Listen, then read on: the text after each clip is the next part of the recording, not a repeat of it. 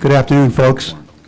I'm Charles Stott, co-president of the Nantucket Civic League, and I want to welcome you to the first of our two signature events, our annual Meet the Articles Forum, and be sure to join us exactly 7 days from now for our Meet the Candidates Forum.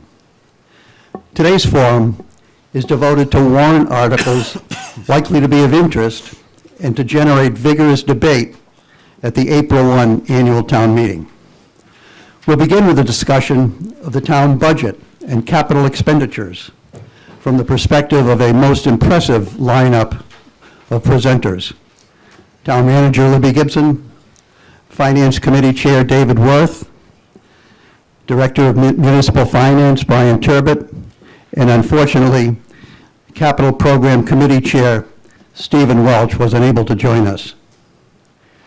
After that initial presentation, Assistant Planning Director Leslie Snell will cover zoning articles and later will comment on citizens' petitions for zoning map changes and zoning bylaw changes. Finance Committee Chair David Worth and Tobias Glidden will address affordable housing. Citizens article proponents Fritz McClure, Judith Wegner, and Campbell Sutton will then review their articles, respectively swimming pool restrictions, rental registration, inspection and certification, and the Bartlett Surfside Road stop sign. Lastly, we'll invite sponsors of other citizens' petitions present today to take a minute or two to describe their articles.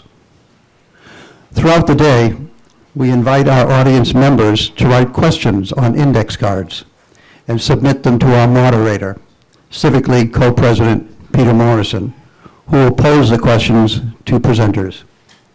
So if you have a question, simply raise your hand and someone will provide you with an index card and pen. A reminder, Nantucket Cable Television Channel 18 will rebroadcast this forum, as well as next Saturday's Meet the Candidates Forum, periodically during March and April. So please remind your friends and neighbors that everyone can view our forums on demand. The details are shown at the bottom of today's program. And a reminder to all of our presenters, please lean into the microphone. Now, I'll turn the program over to our most capable moderator, Civic League co-president Peter Morrison. Thank you, Charlie. We're going to run a repeat of the first session that we had at last year's Meet the Articles program because it seemed to be so successful to simply enrich voters' understanding of how the town formulates our annual operating budget, how it funds capital expenditures. They have been very generous in explaining to us how the process works, what the rationale is, and tell us something about what we're spending. We have invited each panelist to address these questions from their own vantage point, referencing relevant articles before us this year if they so choose. Paraphrasing a former selectman, the town of Nantucket is essentially a $100 million corporation, and everybody adds to that. It's no longer $100 million, it's more like 120 or 130 million. And a lot of the impending expenditures are capital expenditures in the near future. That impending 100 million is for what's in store, and those are the things that we know about, that we can plan for, and we know are probably going to increase because of inflation every time we put them off a year. These are what we call the known knowns. We then have the known unknowns, which are big ticket items on the warrant. For example, what we have to do about our island home. There's a lot of work that has to be done on that, and it's very expensive. And then there are the unknown unknowns, which David Worth has reminded me at this point in the economic cycle may very well be where the national economy is headed and how that might alter the market for second homes on the island in the not-so-distant future.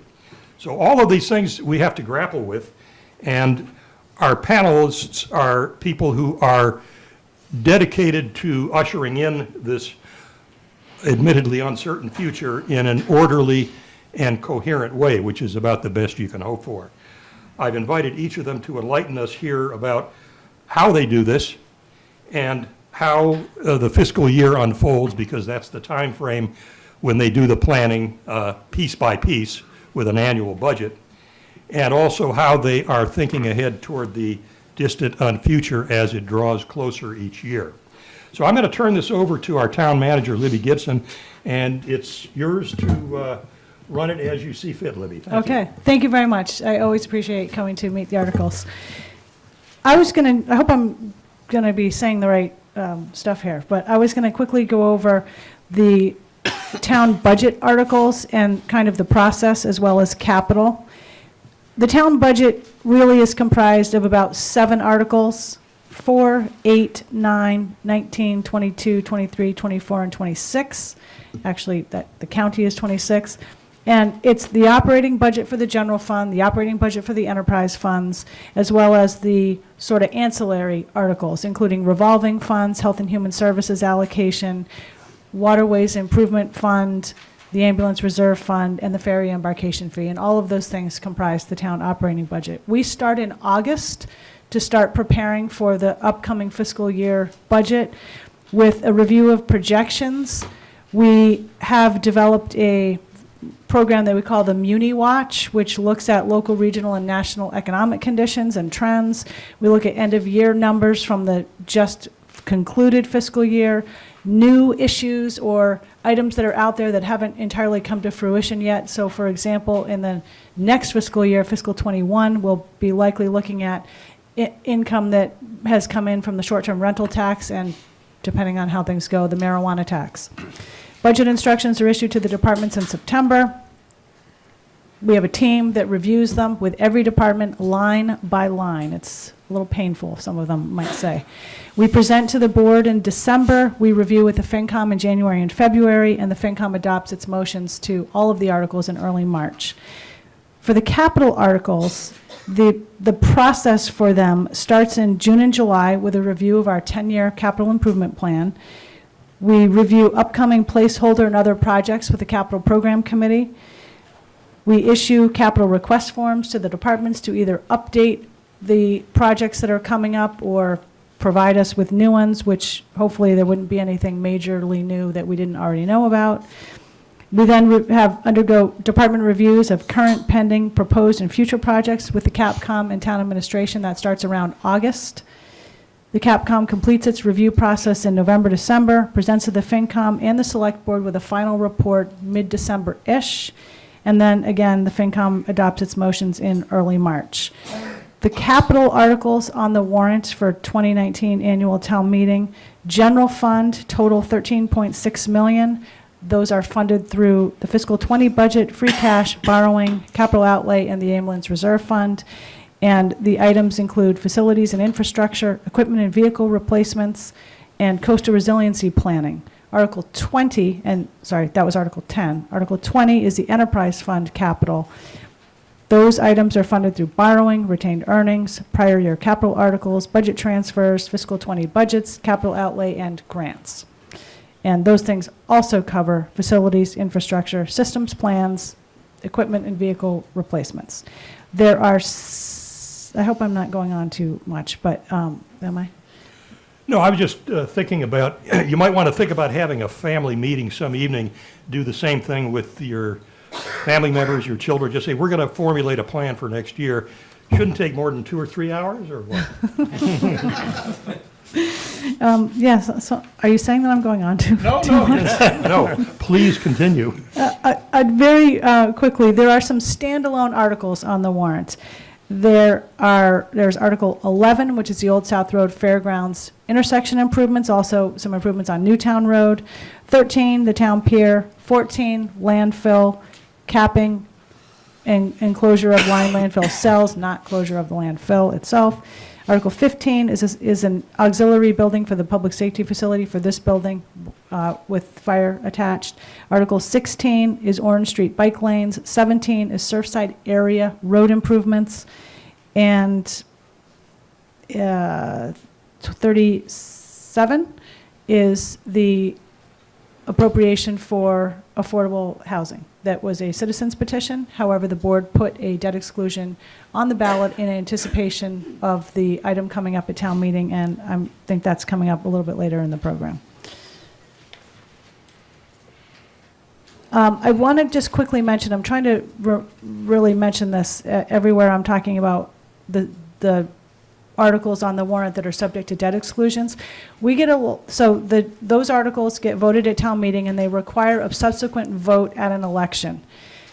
At the election, debt exclusions do not contain an amount, and we get a lot of questions about why is there no amount in here. The wording of all ballot questions, debt exclusions, capital outlay, and overrides are specified by the state. We cannot alter that wording, and the state does not allow towns to include an amount. So that is the reason. And we're trying to get information out there in e-newsletters, online, in the voter's guide that is specific about what those amounts are, and they're not final until voted at town meeting. But whatever that number was, that's the amount that you're going to pretty much be voting on at the ballot. It's a little murky, but hopefully that was an explanation. I think that's about all I had. Okay, and you can see that if you were discussing this over the dinner table some evening with the family, the kids would be raising their hand and say, you can't do that without a vote from the kids. So that's the analogy. So this is how you run a $130 million corporation when the voters have a say in it. I would invite whoever would like to go next, David or Brian, or whoever you'd like to go next, Libby, to maybe talk about some of the issues that you face this year. I think Brian is prepared to go over some of the tax implications, and then I think David maybe about what the sorts of things are that the FinCom looks at when we're going over the budgets with the departments and town admin, and some of those outer year items. Do we want to talk about the implications of these articles? Is that what you want? Yeah, and just I think how we pay for Okay. things. Sure. So, the process is very long and arduous to get from starting in June, July, August, and September with budgets and capital planning. My staff internally reviews everything on a weekly, bi-weekly basis to provide the town manager the most up-to-date and accurate information of where we think we're going to end the year, as well as where we think we can move forward into the next fiscal year. We start the revenue projection starting in usually late July, early August, not only to give her the information relative to the end of fiscal year 19 for this current year that we're planning and going into in 20, but we're also beginning to look where we think we're going to end, or we can go with fiscal 20. We look at where we think what we can raise in tax revenue every year. We look at local estimated receipts being rooms, meals, boat excise, motor vehicle excise. And then we kind of piece that together to come up with where we think, what increase we have for revenue. We do the same thing with the capital planning. We look at what debt may be falling off, what new capital projects are coming off, what we can fit inside the levy limit without asking for debt exclusions. This year we have proposed some debt exclusions because we have, as everybody's aware and we've been discussing over the last few years, numerous capital projects that need to be advanced to continue to maintain and upgrade the infrastructure and the facilities in the town. So we look at, generally when we do that, we will try to project what these impacts to the taxpayers will be, and I'll make a recommendation to the town manager on what level of funding we feel we can fit inside the budget using either free cash for capital expenditures. We do raise 1% of the prior year real and personal property tax revenues in the operating A little budget. closer into the mic. Oh, says the sorry. audio guy. Okay. So it's a very in-depth plan and in-depth process. To echo Peter's comment about known unknowns and unknown unknowns. Known unknowns, we really try to clean our crystal ball to the extent we can to figure out what the economy may look like next year, because certainly here, one of the largest local revenues that we are able to generate is through rooms and meals tax. We generate about $3.6 million in rooms and meals tax from the local option taxes. contingent on people coming and visiting the island. So that's one of the ones that we really pay attention to, because if we start to see a turn or a reduction, then it starts in our minds to say, okay, is there something broader happening that we need to really pay attention to and look at? We present to the select board every quarter on the results. I do discuss them with the town manager as well through that. And then the capital process really looks at taking into account debt exclusions, what we think the impact to the tax rate will be, and ultimately making a recommendation on what we think we can advance to the capital program committee. Great. And then it all comes for us to have fun reviewing and having discussions. So a little bit about our process, which we've tried to, I think, streamline over the past few years and make sure that the important information gets out and we don't get bogged down in dealing with minutia. But as Libby and Brian just pointed out, they go through their budgeting process with the departments and culminating hopefully basically in December or pretty close to being wrapped up in December. And then the Finance Committee generally, right before Christmas, has the first of our two public hearings. The first one is focused solely on citizens' petitions, which are usually due to be completed around Thanksgiving. So we try to schedule something before the Christmas holidays so that we can begin to get a better sense of what is being proposed. And in many of those articles, some of them are pretty straightforward, and others requires more information. And we make an effort in the month of January and certainly into February, basically throughout our whole period, to make sure that articles that have, certainly fiscal consequence and/or may be complex in terms of how it might get implemented, to have the proponents come and spend time and talk with us. And oftentimes we ask that they go back and do some more work so that their article comes back to the Finance Committee in a way that, we can make a reasoned and well-thought-out recommendation to town meeting. At the same time, the Capital Committee is generally finishing up their activities, and that's a process that's greatly improved over the past few years. They put a lot of work and effort and come to the Select Board and to the Finance Committee with a set of capital recommendations that we then turn to Brian to figure out how we can squeeze them into the available funds that we have and what should be placed, which of those capital expenditures are of significant priority that we ought to recommend that we borrow money to accomplish them. We go through a very operational review of the general fund budgets. That would be school committee and public safety, public works, and the like, as well as all of the enterprise funds. And we tend to do that in the space of about a week, right at the end of January. And that allows us to have a pretty focused review.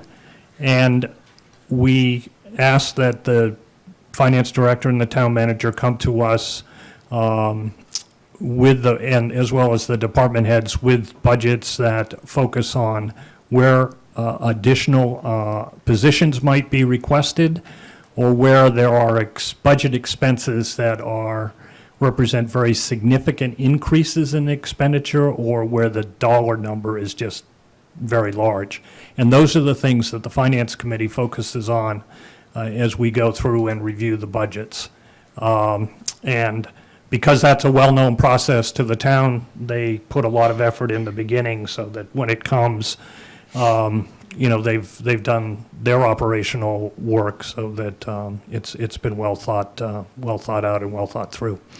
And as I say, that process has gotten significantly better over the past few years, in no small measure to the leadership that Brian and his staff have been able to give to this. As I said, we also look at both the operating budgets for the enterprise funds as well as their capital requests. Also, their capital requests have gone through the capital committee, and those come before us. Most of them, i.e. airport, water, and sewer, have their own sources of revenue through user fees. As you may all know, solid waste and our Island Home are not self-supporting through user fees, and so the town must make a contribution every year to true those up so that we at least are not operating on a deficit in those areas. And in addition to the general fund operating budget, which is, Libby added all these other small articles, but basically $100 million. And then we have the enterprise fund operating budgets. General fund capital this year looks to be about $50+ million. And enterprise fund capital looks to be about $62 million. And then we have a citizens petition article ranging on housing, which ranges from the recommendation of the finance committee's $10 million up to the citizens article number of $30 million. So that would be over and above the numbers that I just gave you. So that's the process that we use. We go through every article. We do spend time on some of the zoning articles, but I think Leslie Snell's going to talk about that process in a bit. And we have good discussion, I think, and try to make the best recommendation that we possibly can. And just with the understanding that the role of the Finance Committee is not per se a policy role. That's the role of the Select Board. Our role is to be, we have a fiduciary responsibility to all taxpayers, not just to voters and residents, year-round residents, but, we have an extremely large summer population that pay taxes here. And so I think our members take quite seriously their responsibility for, trying to make sure that the town is making good, solid fiscal decisions. Thank you, David. Do you have anything else to say, Libby, or is that, I've got a few questions to ask, but take Sure. as much time as you want. We got Happy to plenty of take time. questions. I did want to point out, it occurred to me as I was sitting here that I don't know if there are warrants here, but it looks something like this, and you will be getting it in the mail in the next couple of days. It is available online, and we have copies down in our office. We are inviting questions from the audience. If you'd like to ask a question, raise your hand, and you will be able to submit it in writing. I wanted to start out by asking a couple of questions. You had mentioned MuniWatch, and my sense is that MuniWatch is maybe some big platform that you look on a gigantic computer screen that says, kind of like an air traffic controller screen of everything that's happening. Could you tell us a bit about how that helps you, or Right. what you use it for? Sure, Brian can. So MuniWatch was actually created about 2 years ago when we hired our financial analyst. It's actually an internal document that we created. We just named it MuniWatch because we couldn't think of anything else creative. So basically it's a dashboard that we input results on a quarterly basis into, and it compares those results to the trailing 12-month period. And we've set parameters on increases or decreases, and it uses a stoplight system so that as long as the particular item, and I'll use the example of motor vehicle excise, is lit up green, we do still pay attention to it and review it, but we may not dig as deep into it at that particular moment. If it trends between 1% and 5% decline from the previous trailing quarter, then we will start to really go through all of the detail and analyze what is happening with that particular item. If it goes into red, which would be larger than a 5% decline, then we would be having serious discussions with the town manager about where we think we're going to end up based on that. It also looks at some statistical information on a national level, such as how difficult it is for businesses to obtain credit, new housing starts, unemployment rates, just to give us an idea what is happening globally and for us to be able to look at it and see where we have to focus our energies and our efforts as we go through this. So it's also presented to the select board as part of the quarterly reporting process that we have with them. So it's something that isn't necessarily on, it's what we created internally is kind of a little bit of a help in our analysis and our review. Great. Since I have not received any written questions, I'll continue with my next question, which is, how often does the red light go off and keep you awake at night? Is that maybe once a month, once a week, once a day? And what kind of red lights have you seen recently? Well, fortunately, we haven't seen many red lights recently, but I think that from my perspective, I'm always on a daily basis concerned about the known unknown of how robust the economy is going to continue to be. It's certainly, we're very dependent on tourism as one of the economic drivers, as I mentioned. Rooms and meals tax is a very significant portion of the revenue that we bring in, local estimated receipts. The other, our primary, general fund revenue sources is real and personal property tax dollars. So that's certainly a concern as we depend on a global economy to be robust, to maintain the ability to spend and afford what we've been able to do. So I would say that while I don't lay awake every night, it is something that is in the forefront of my mind on a daily basis as I go through my day-to-day activities and discussions with not only department heads, but town manager and any of the other boards and committees. And I might add to this, and the importance of this is so that we have some sort of early warning detection if the economy is declining, so that we don't wake up one day and discover we have a very significant fiscal problem, which then results in fairly draconian measures to make sure that we get our budgets in line. And so Brian and his team have done a great job of, putting this dashboard out there, keeping it up, so that we get good early warning indicators so that the town manager and others can take action before it's too late. David, I've always had the impression that you had not spent your entire life in the public sector. And I wondered if you could say, perhaps since we have some time and I have no questions, if you could perhaps characterize the evolution of decision-making over the past couple of years from what it was, let's say, 5 or 10 years ago or whenever, to what it is today in terms of keeping an eye on things.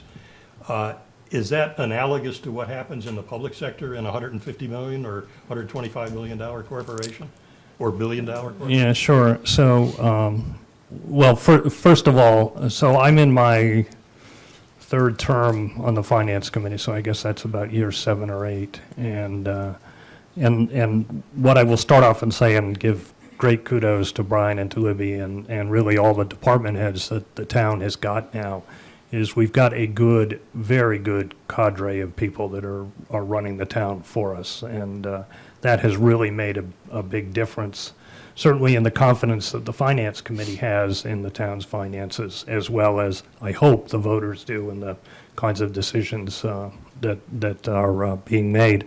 I was going to start off with that little anecdote of you don't want to see how sausage is made because it can be fairly messy, and sometimes it is fairly messy. But I think that we get to a pretty good outcome. On our finance committee, we have five of us who all come from large public sector corporations. I mean, public as in publicly traded national and international companies, and I think we've all brought a bit of that to the process, understanding that government is not a private company, but there's certainly some disciplines and some organization and some systems and thought processes that make for a smoother running operation, and I think that's you're beginning to see, or not beginning, you have seen over the past few years. A lot of this sink in and seep into the town's operation. Peter, I have one question, if I may. Would one of you comment on the town's credit rating and what impact that has on the taxpayer? I can start with that. and I'm glad you brought that up. The recent increase in the bond rating, the credit rating, is a real achievement, and I really credit Brian for that. I also might want to recognize Rick Atherton, because Rick, when he was on the board, really pushed looking at it and getting us on the road to get a better rating. The FinCom also very supportive and helping us do what we need to do to get there. But Brian can talk about there's a lot of benefits of it that I think many people might not realize, and we are one of 15 communities in Massachusetts with our rating. Thank you. So, in October of last year, we primarily used Moody's as our rating agency, and they upgraded us to AAA. And as the town manager indicated, we're one of only 15 communities currently rated by Moody's in the Commonwealth that is rated AAA.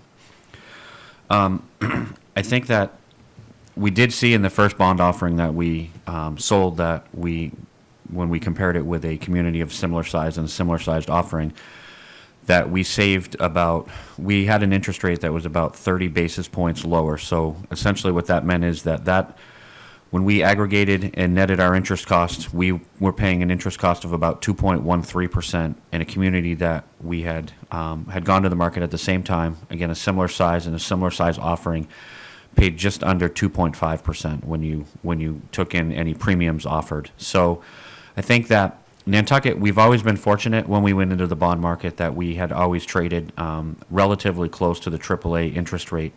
But I think that what happened, fortunately for us, is getting that upgrade to AAA from Moody's did affirm what the investor market already had seen itself. But it was a really positive event, and it was a lot of hard work and a lot of support, not only from the select board's perspective, the FinCom's perspective, but the town manager as well. It took 2 rating presentations. We brought S&P here for a presentation when we did a large bond offering in 2016.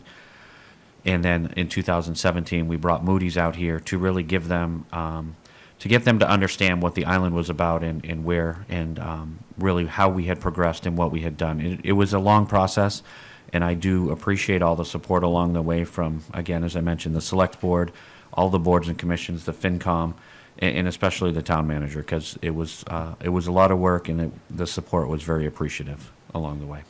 Just out of curiosity, does that translate into some number of millions of dollars saved per year, or is it in the hundreds of thousands, or? I think that over the long term, it will save us money to the extent of the differential between where we were trading when we went into the bond market before we got it to where we will be now that we have it. I think is something that is a little soon for me to be able to quantify what that looks like. I think over the next couple bond offerings, we can get a little bit better idea where we fall in that arc, because as I mentioned, most investors and institutional investors do know Nantucket. So if you look at the graph when we went into the bond market on our interest rate, we were we were selling very close to AAA rates already. I think that this is just an affirmation to the investor market from a rating agency that is the rating and that's where they should be. There is savings. There's no doubt that we will get slightly better interest rates. To what extent, a lot of it depends on the time that we go into the market and the size of the offering. Very good. I'm still waiting for questions, folks. It sounds like they've answered virtually all except for one which is coming up right now. And I'll perhaps... It's somewhat general. Right. The question here is, are non-residents allowed seats on various town committees? That's a quick one I think you can answer. Generally, yes. And secondly, why are non-residents not allowed to vote at ATM? Well, I'll just speak for me, but I don't think non-residents anywhere in Massachusetts or anywhere else can vote in the town that they're a seasonal resident in unless they are a registered voter in that town. That's not within our control.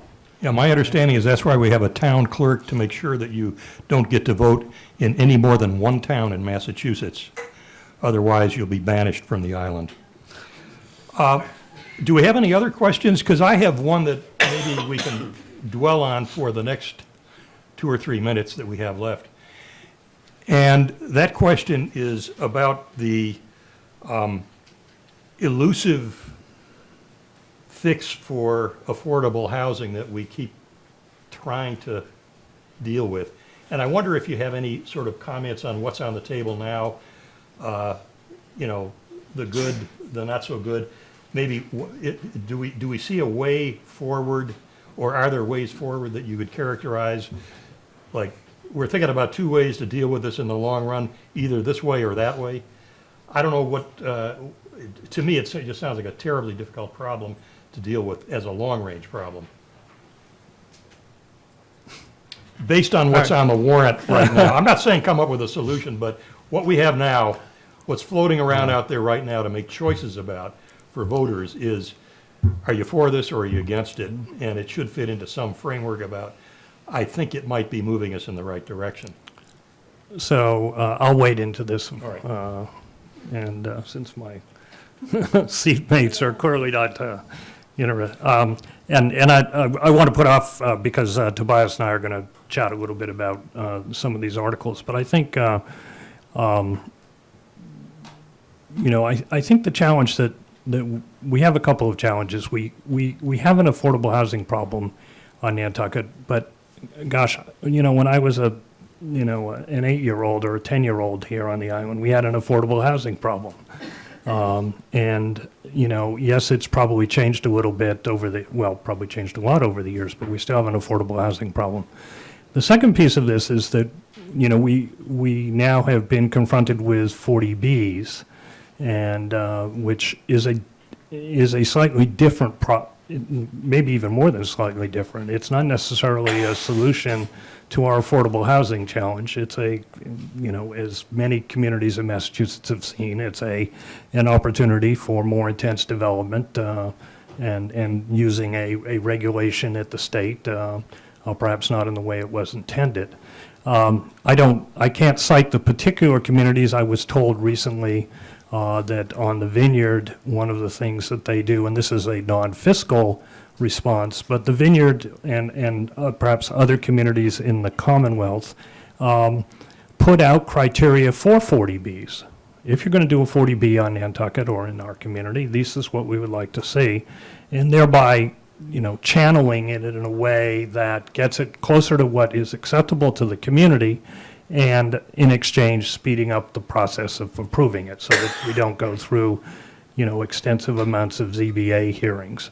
That seems like a reasonable way to deal with the current legislation, short of going in and trying to figure out how to get it changed. The other is that if the housing advocates and folks on the island expand and look more broadly across the country, you will see the development of a lot of public-private partnerships in the form of affordable housing real estate investment trusts that involve both public money and private money, and much more, what I would consider to be much more creative ways to start to deal with this problem on a longer-term basis. And I know, as somebody that's interested in this topic, it's an area where I would like to see, more effort put in place. But those are personal opinions, and they're not the Finance Committee's opinions and the like, so. Okay. No more questions. We have a little buffer of time, so I thank you all. Kathy's got a question. You have to write it down. We don't want to have people going up to the mic. Here, right here. And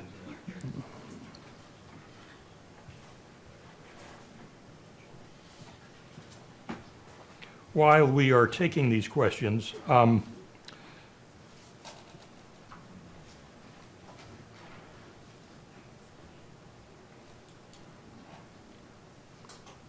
I was going to ask anybody to talk about what keeps you up at night, but that's probably not something you want to talk about at the end of our presentation. I like the fact that we have green lights flashing for interest rates.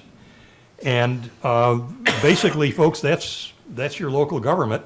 If anybody has any idea how to make something like this happen from our federal government so we could see it maybe on C-SPAN, that would be a great idea. I don't know it's possible, but that's one of the benefits of living on an island in a small town. This question is, clarify voting can only be registered to vote in any one place. I don't know how much clearer it could be. I think it's a matter of law. Am I correct? You In can't Massachusetts. vote in Florida and Massachusetts, folks. You can only vote in one, and it has to be where you live. I believe it's a pretty straightforward answer. You can try to change the law, but it's an uphill battle. There may be a little nuance here. In Massachusetts, I believe that is the case. There are certainly communities in the country that have large second home ownership that have made provision so that non-resident taxpayers are able to vote in local elections. In local elections, okay, so they segment. So you could come to, the original question is, could you come to town meeting? I think that's what Right. Tris asked. Okay. My understanding from the town clerk's office is that Massachusetts, it's pretty much straightforward, it's the law. Correct. Okay, so I hope that answers your question.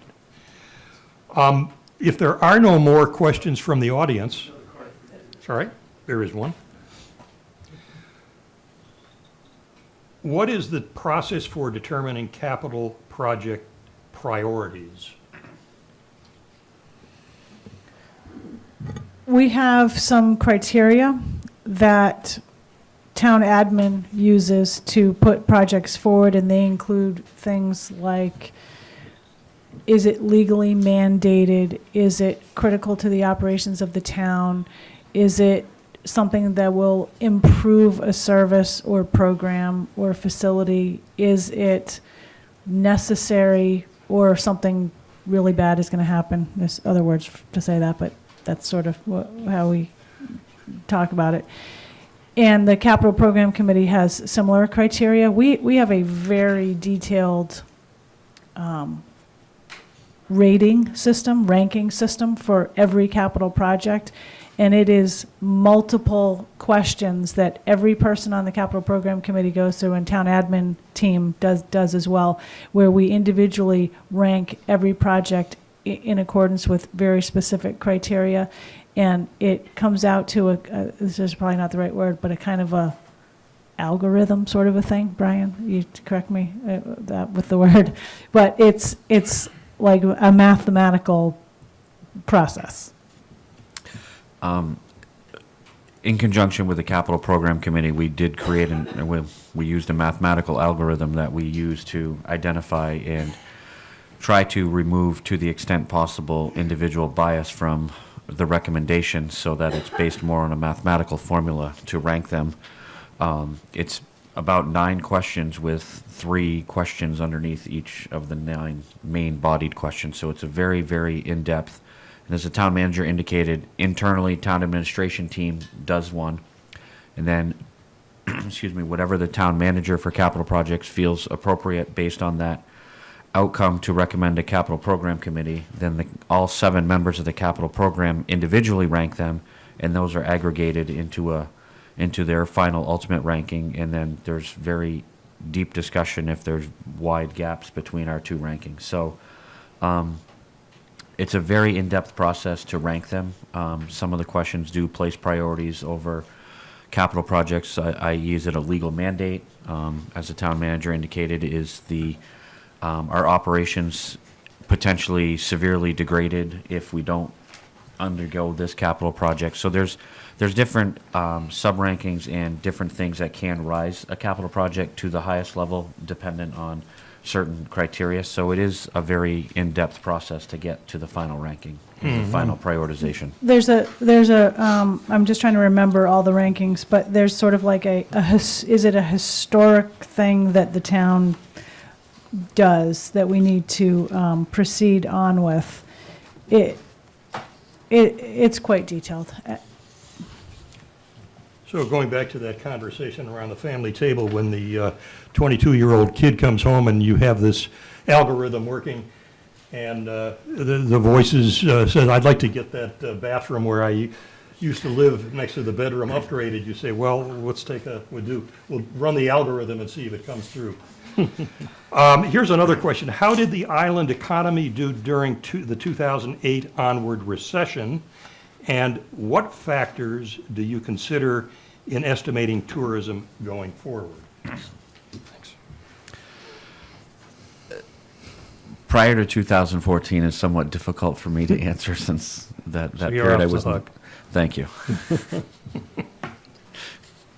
Well, Libby lived through it, and I don't think it was a particularly pleasant 3 or 4 years. And that really goes back to why we were talking about this dashboard in trying. I mean, to a great extent, the indicators that we look at are what are considered to be lagging indicators, so we're really looking in the rearview mirror.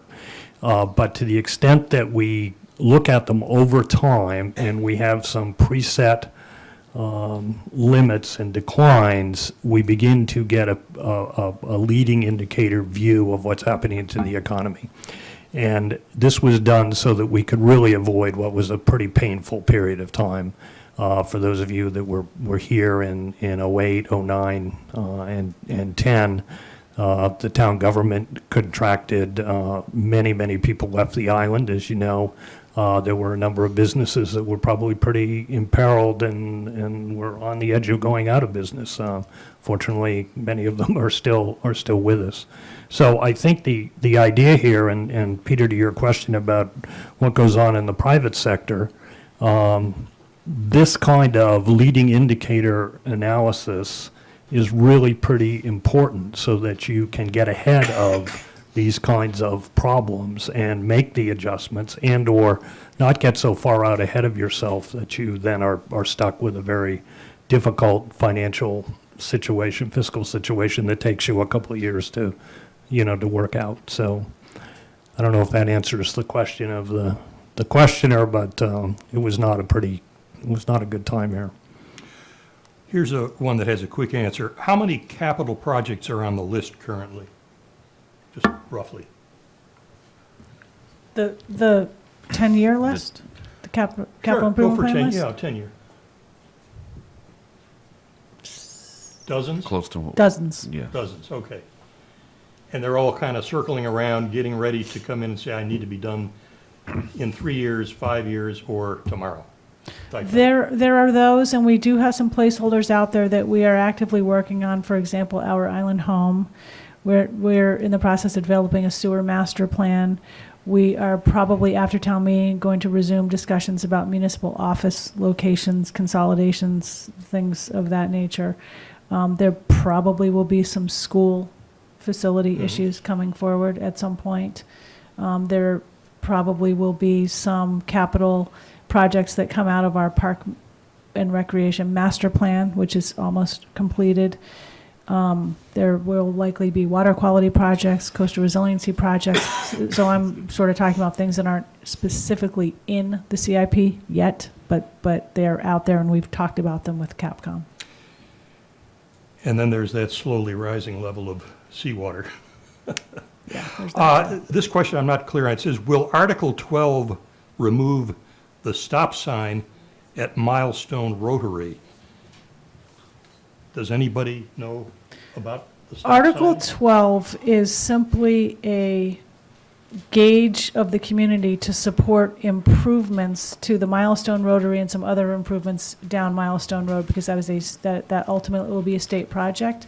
Whether or not that stop sign is removed, I don't think I can say right at the moment, but I think the general idea is that that rotary will turn into a more of a roundabout-like feature. So roundabouts don't typically have actual stop signs with them. I don't know if there's a transportation person here who can answer that any better, but I don't think we can say definitively either way at the moment, but if it's roundabout-like, it may be a possibility. Okay. If we have no other questions, I am going to thank you very much for sharing your experience and day-to-day lives and forward look into the future. And we're going to transition now into the overview of zoning map changes and bylaw amendments. Andrew Vorse is under the weather today, and so Leslie Snell, if I can ask her to come forward, will be walking us through that, just to give you a quick overview, and you can feel free to ask her questions as well.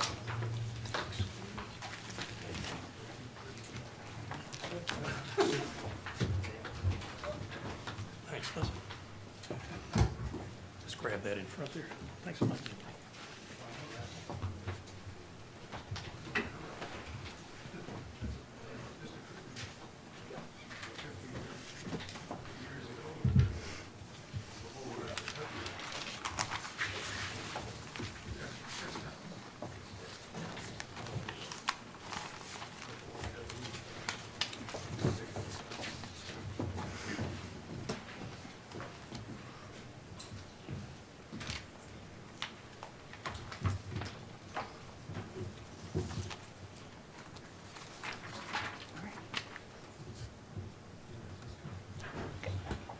All right, we ready?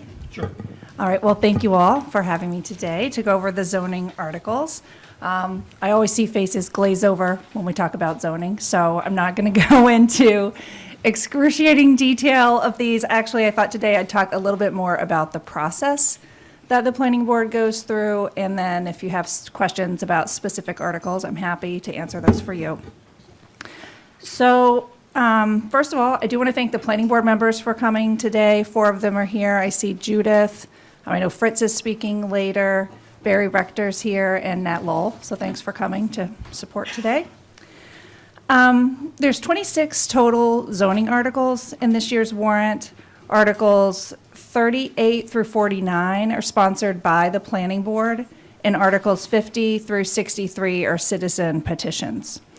And all of those, have planning board motions printed in the warrant. Some of them have additional comments that the planning board felt that it was important for the voters to consider when casting their vote, so those are included as well.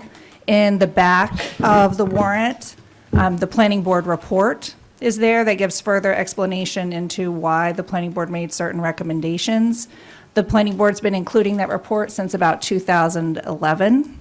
There's also a glossary of zoning terms in the back of the warrant.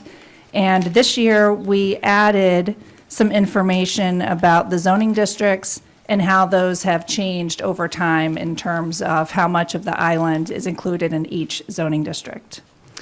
A lot of times people talk about the planning board increasing density and supporting articles that increase additional development.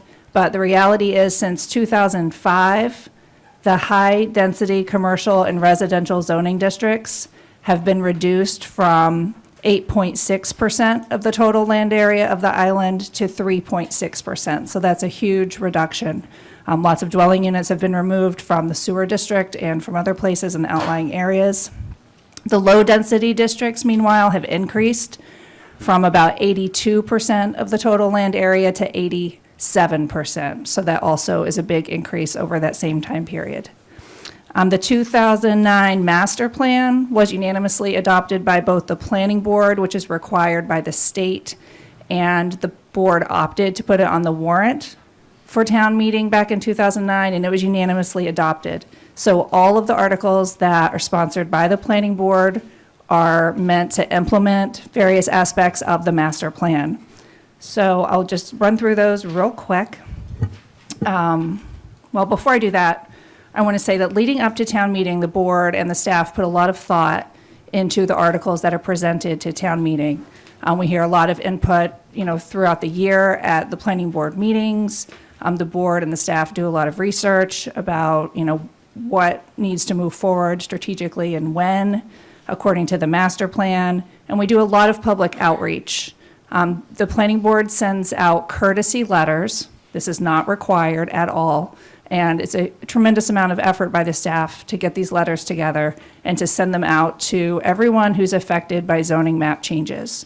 And, we send out a map, we send a draft of the article, we send out information about the zoning change so that people have plenty of opportunity to come in and get their questions answered or their concerns addressed leading into town meeting, so it's not a surprise that something is, proposed. And sometimes the planning board, moves forward with initiatives, and sometimes they back away and give people time to, implement maybe projects they already had in the pipeline or plans that people had.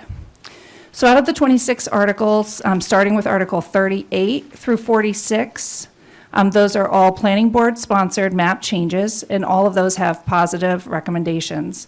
Those articles implement phasing out the RC2 and the RC zoning districts. All of those articles reduce potential future ground cover in those districts, and those have, again, positive recommendations. Articles 47 through 49 are planning board-sponsored zoning bylaw amendments. Those also have positive recommendations. Going into the citizen articles, 50 through 52 are citizen petition map changes. Article 50 received a negative recommendation from the planning board. There was a lot of neighborhood comment at the public hearing, and the board determined that much more neighborhood input needs to happen before anything changes in that area. So the planning board direction to that neighborhood was to come forward and maybe work on an area plan type document. Articles 51 through 52 did receive support by the planning board. The rezonings that are proposed for those areas match the current density and the current character of the surrounding neighborhood. And if those are approved, there's potential for 3 additional lots total. Articles 53 through 63 are citizen petition bylaw amendments. Article 53, which affects swimming pools, received a negative recommendation. The planning board thought significantly more public outreach was needed. There's a comment about that, and I know that that will be discussed later in the meeting, so I won't go into that. Articles 54 through 55, also citizen petitions, propose to change the regulations for recreational marijuana. The planning board had quite a bit of discussion about that and determined that since the regulations that were proposed to be changed were just adopted with significant discussion at the special town meeting, that it was premature to move forward with any changes before we see how the current regulations actually play out. Articles 56 and 57 are pretty much technical amendments that are citizen-sponsored. The board gave those a positive recommendation. 58 was an article addressing tents, and I think the intent there was to try to solve a problem that some neighborhoods face with a lot of weddings in single-family dwellings. And the planning board determined that while, that may be an issue that needs to be further researched or addressed in some way, that modifying the tent bylaw wasn't the most appropriate way to do that, and that something else should be considered at a later time. Article 60 would have provided some additional options for covenant lots, and while the planning board applauded the efforts of the proponent to bring something forward, they thought that also needed much more discussion and thought before adoption. Article 61 changes the rear lot subdivision option. This gets a lot of attention, the rear lot subdivision. It's simply another way for someone to divide their lot. It doesn't provide any additional density, it doesn't provide any extra dwelling units or any extra lots. It just is a different way to do it. So the planning board gave that a positive recommendation. Article 62, the Solar Energy Overlay District. That is an initiative citizen-sponsored by Tobias Glidden, he's here today, to try to get the town to qualify as a green community by the state. So the board gave that a positive recommendation. And Article 63, which makes some changes to height provisions for properties that are in certain FEMA zones. The board gave that a positive recommendation. So public hearings were held by the planning board on all of these articles throughout January and February. Some had more public input and more discussion than others, but it is a very public process, and the planning board puts a lot of time and effort into their recommendations. I hope you'll support the board. And if anyone has any, in-depth questions, or if, you talk to people who have questions about the articles, please direct them to our office. I'm happy to meet with people ahead of town meetings, so they can, have thoughtful discussion about whatever their concerns may be. Thank you, Elizabeth. Do we have any questions from the floor, written questions?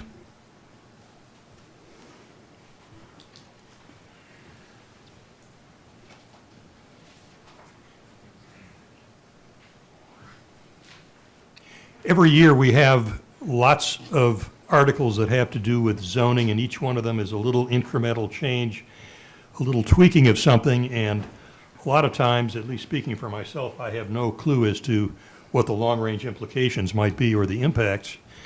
And we're trying to make it a process where we can see a little bit more into where this particular tweak might lead in the long run in terms of good things, bad things, or just doesn't make any difference. And while we're waiting on questions, I have two things I forgot to mention.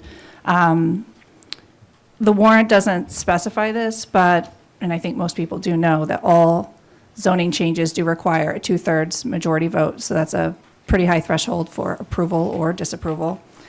And Board Member Fritz McClure suggested back in the early fall that the planning board adopt some guidelines for citizen-sponsored map changes to put them through, sort of filter before the board approves those. And the planning board was very supportive of that. They adopted a document at their October planning board meeting. It was put on the website for people to consider and to review prior to submitting their changes. So that was something new this year. Okay, here's a series of questions which you can have, probably take 5 minutes to answer. Listen carefully. Our master plan was accepted in 2009. Conventional wisdom is that a master plan needs to be renewed every 10 years. What is happening with updating our master plan? When can we expect an updated master plan, and what is the process? Okay. So the master plan was adopted in 2009. It was intended to be around a 10-year document. The census that's upcoming in 2020, the decennial census, is really important to some of the numbers that we need for our official population numbers, to project out how many affordable dwelling units that we need under the 40B statute. So, right now we are continuing to do our research. We're continuing to review the master plan to see what needs to be updated. But the planning board is not intending to proceed with a full adoption until after we receive the 2020 numbers. There will be a public process. The last time, leading into the 2009 master plan, we held a lot of public forums on each element of the master plan. There's 9 elements, and we would encourage as many people as possible to come to those meetings, to provide your input, to let us know what's important to you as a community so that we can consider that in the adoption of the plan. We did a survey back in, I think, 2016 to sort of gauge where we are. We'll probably do more public surveys as we go along. It's meant to be an interactive public process, and the more public that's involved, the better. The next question, aside from ground cover, do any articles change density either up or down zoning? The articles that are sponsored by the planning board either maintain the current minimum lot size or increase it. And they all reduce the potential ground cover. Great. This question says, why do implementation plans have to go to town meeting for approval if a larger plan, say an area plan, has already been approved?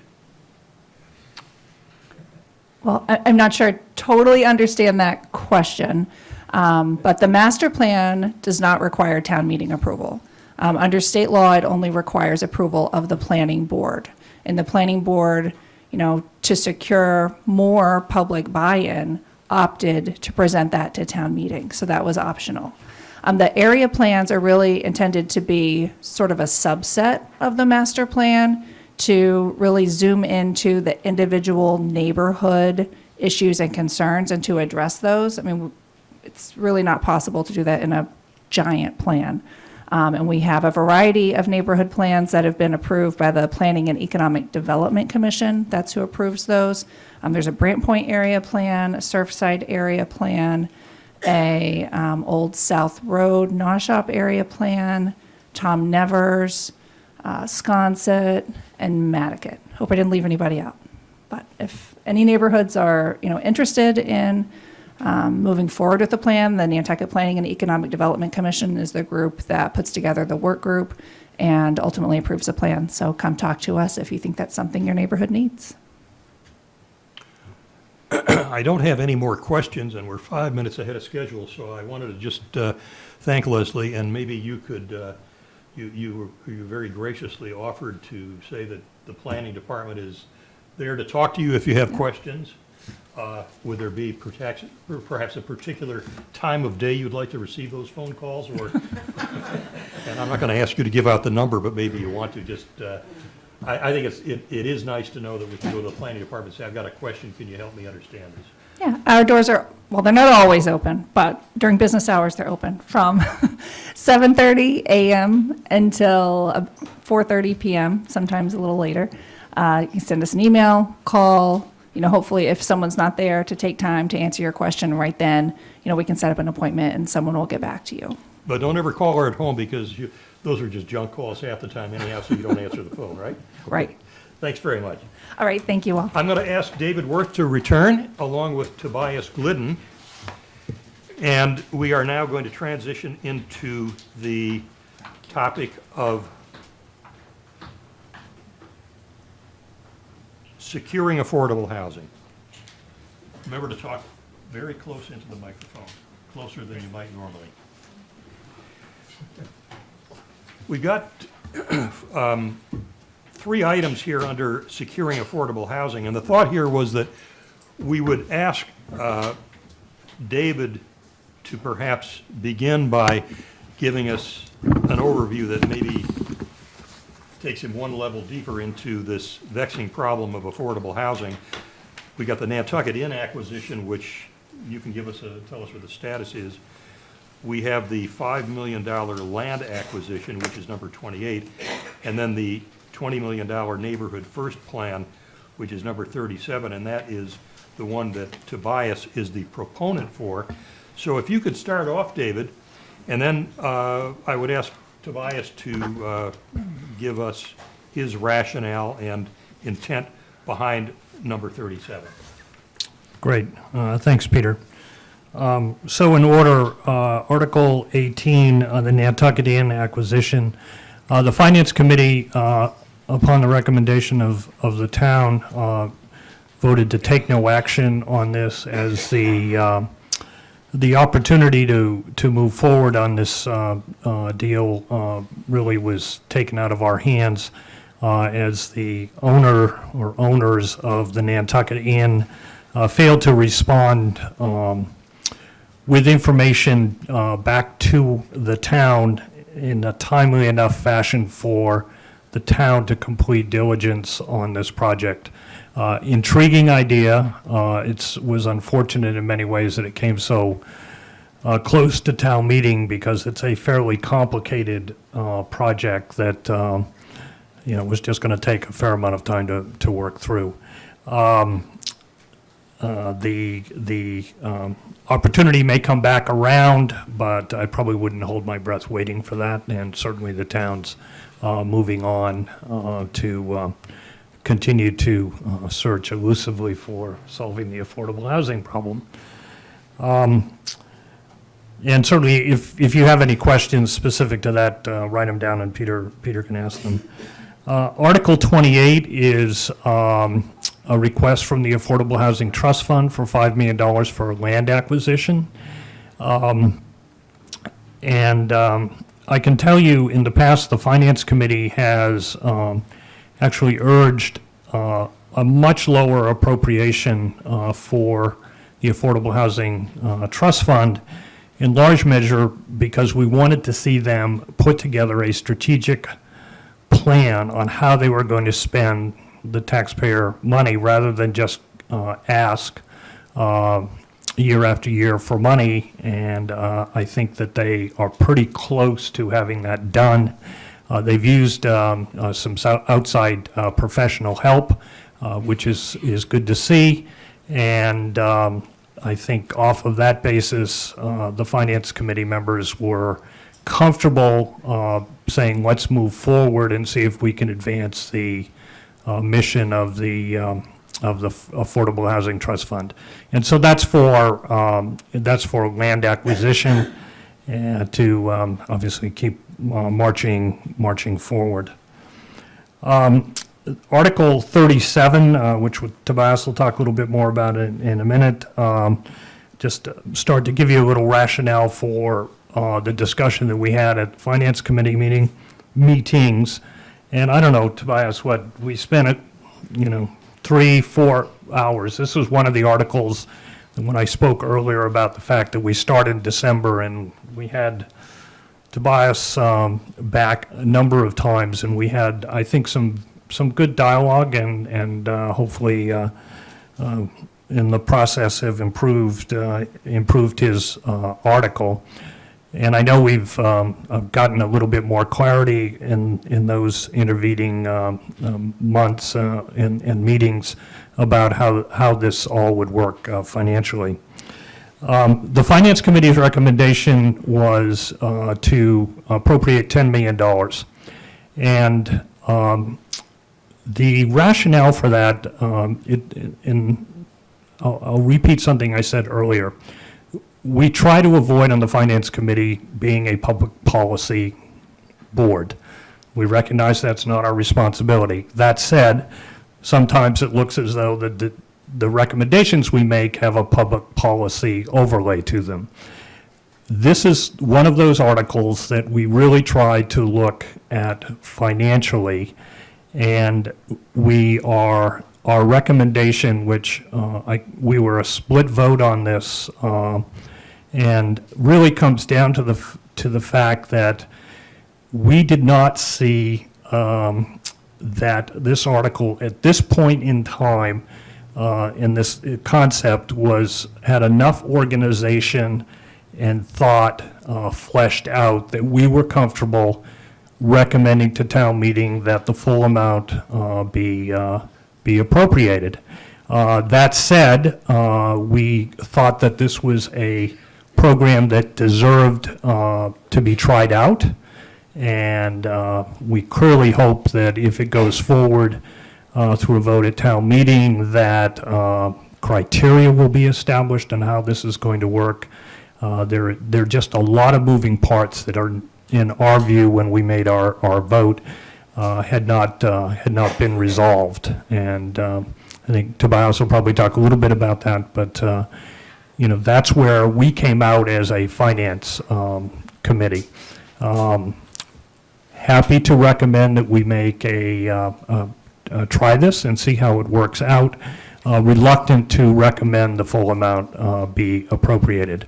I think we did say numerous occasions, if this is demonstrated as something that works, is well organized, that the money is not squandered, that we on the Finance Committee could get behind next year, coming back for more money to continue to do this project. So that's the underlying rationale of how we attacked the three housing articles. I will say, before the Nantucket Inn dropped out of the picture, that we actually had a Finance Committee meeting out at the inn and toured it, and we had begun to do some diligence on our own as to the opportunity and the viability of that opportunity. So anyway, is that a good enough introduction, Peter? Excellent, excellent. I would just comment parenthetically, it's nice to know that when somebody comes up with a good idea and the Finance Committee sees that it has some goodness, they don't just reject it, but they have worked, in this case, with the proponent and come up with let's give it a try and see if it works. And I suspect that they will embrace it if it proves to be an outstanding success, and we'll see what happens. So Tobias, why don't you tell us more about it? Yeah, well, thank you, everyone, for coming today. So this kind of started out from, just an ongoing conversation I've had with myself and numerous folks in the community about, density and 40Bs and the shift of our year-round housing stock to summer housing stock. So back in 2013, when I was first on the Board of Selectmen, we did a housing needs assessment, and a big piece that came out of that was, roughly, a third of year-round homes are being sold into a seasonal housing market per year. So if 100 homes are sold per year, it's about 33 of them move from a year-round stock to a seasonal stock, and that varies year to year. So that was kind of, historically one of the things I was trying to answer in this article. Secondly, I worked a lot with, Rick Atherton, Tucker, Brooke Moore, a number of housing advocates to kind of talk about density and the fact that we see, the Surfside Crossing project happening. And, I heard from numerous folks at a ZBA meeting that happened last fall that, we just really that density didn't seem appropriate for Nantucket, and there was a need to have it spread out. And so what the Neighborhood First program tries to do in Article 37 is to use the town's borrowing authority to purchase properties scattered across the island and put them onto the SHI list. So right now we need approximately about 39 units to meet the 10% or the SHI number, so we're at safe harbor, and that's including if you add in Richmond and Tacoma Greens and a couple other properties. So we're close. So what I did, and again, thanks a lot to the Finance Committee, they really helped on this as well. I went through and looked at properties that were sold in 2018. I selected 11 properties out of roughly 100, and I wanted to look at what would happen if the town purchased those properties and put them into a rental program. So I selected 11 properties that cost about $16 million roughly. Then I went through a very long process kind of looking at what it would cost to maintain those properties in full. That worked out to about $450,000 per year. And then we looked at kind of the rents coming back to the town, and the difference between the income coming in would be about $700,000 a year. So roughly a net operating income of about $200,000 a year for the program. Now that excludes debt service, as a separate item, but I think it's important when we're looking at capital programs in general. This is a program that is bringing revenue back to the town in some capacity. Lastly, we've had an ongoing conversation about, density. There's a big concern from the community about things being spread out across the island, a need for mixed site, and a need for us to control kind of our destiny and as we're moving forward. So this program provides a way to, work in those kind of some of those public-private partnerships that David talked about earlier on, to kind of solve our housing crisis and kind of reverse the trend that's been happening over the last 10, 15 years of year-round homes being sold to summer residents as people kind of age out of their housing or sell their house and move off island. That we need to find a way of reversing that trend, and so purchasing existing homes or an interest in or a deed restriction on them enables us to do that. So I'd love to take more questions as well. We're receptive to questions if you have any. And while we're waiting for a few, I'll try to pose one for either of you or both of you. When you look at the affordable housing situation, you can think of kind of three broad ways in which it's handled logically on a national level. One is to build more of it that's affordable someplace. Another is to make it affordable by subsidizing it or somehow making it possible for people to buy it at today's prices or yesterday's prices instead of tomorrow's prices. And the third is to somehow tap the wealth generating process that occurs when you have a finite amount of real estate on an island, which is unique to Nantucket, which would be embodied in something like the 0.5% real estate, I think it's called transfer, I don't know, it's called a tax The, transfer. the housing bank that was proposed Yeah, a number of years right. ago. That's sitting, basically waiting, hopefully waiting that some year it will pass in Boston. And I wondered if either of you would want to comment on any one or all three of those as ways of ways of resolving this problem as a long-term strategy, as opposed to just getting a safe harbor with the shy list, which I know is a step forward, and it's a very important one. But in the long run, the first two alternatives, somebody is getting money. The third alternative, it seems like an anonymous, unfettered operation of the free market is solving the problem for us if we had a 0.5% transfer tax, and we don't know who's paying the money, except nobody would be complaining. Well, let me start. I mean, we may be on an island, but we're not the only people that are constrained by real estate. I mean, the city of Boston, the city of San Francisco, every major urban area, I mean, affordable housing is a national problem. It's an international problem in urban areas. So I think, what I referenced earlier when I sort of waded in on the other question earlier on affordable housing is that I think there are opportunities, and I would urge those that are working hard on affordable housing here on Nantucket to begin to look at other models rather than just, the very simple and quite frankly, probably very unsophisticated approaches of, that will, this is a problem that requires a much, much deeper approach and challenge. And that's what I hope that as an island and as a community, we're up for and can drill down into. I mean, if you look at what urban areas are doing, and Boston's a good example. I mean, if you've been following what's going on in Boston, there now is a proposal to put a transfer fee tax on properties that I think are above $2 million.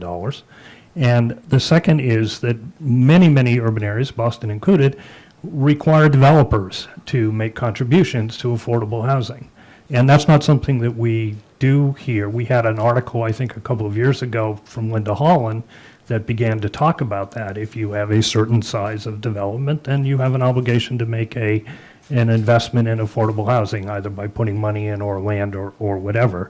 And those are the kinds of things that I think that we've got to start to, talk about as a community in ways that we get at this problem. And Tobias, I'm sure, has certainly a set of ideas on his own, so. Yeah, and so I think one thing to keep in mind is, this is another tool in the toolkit. There's a number of other initiatives going on in regards to affordable housing, like Tacoma Green, that are moving forward. So this is just another mechanism in our toolkit. In the context of the housing bank, I like to look at this article in a way as a housing bank, right?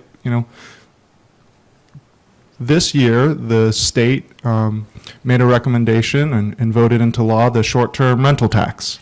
And roughly we've seen that's at 6% local tax that's going to generate a few $1 million of extra funding. So we have a financial mechanism through the short-term rental tax to pay for a program like this. We're talking if we were to borrow the money all 20 million tomorrow, that would be about a debt service of about 1.1 million. So we're talking roughly a third of the funds coming in from the new funds coming in from the short-term rental tax could go towards a program like this. So in my mind, there is an ongoing funding mechanism like that. When we look at, David talked a little bit about, San Francisco and Boston. Just this year, Marty Walsh in Boston proposed buying 1,000 units of pre-existing homes, affordable housing units, and putting them onto the kind of city's inventory. So it's something that other communities are looking at as part of a wide range of solutions.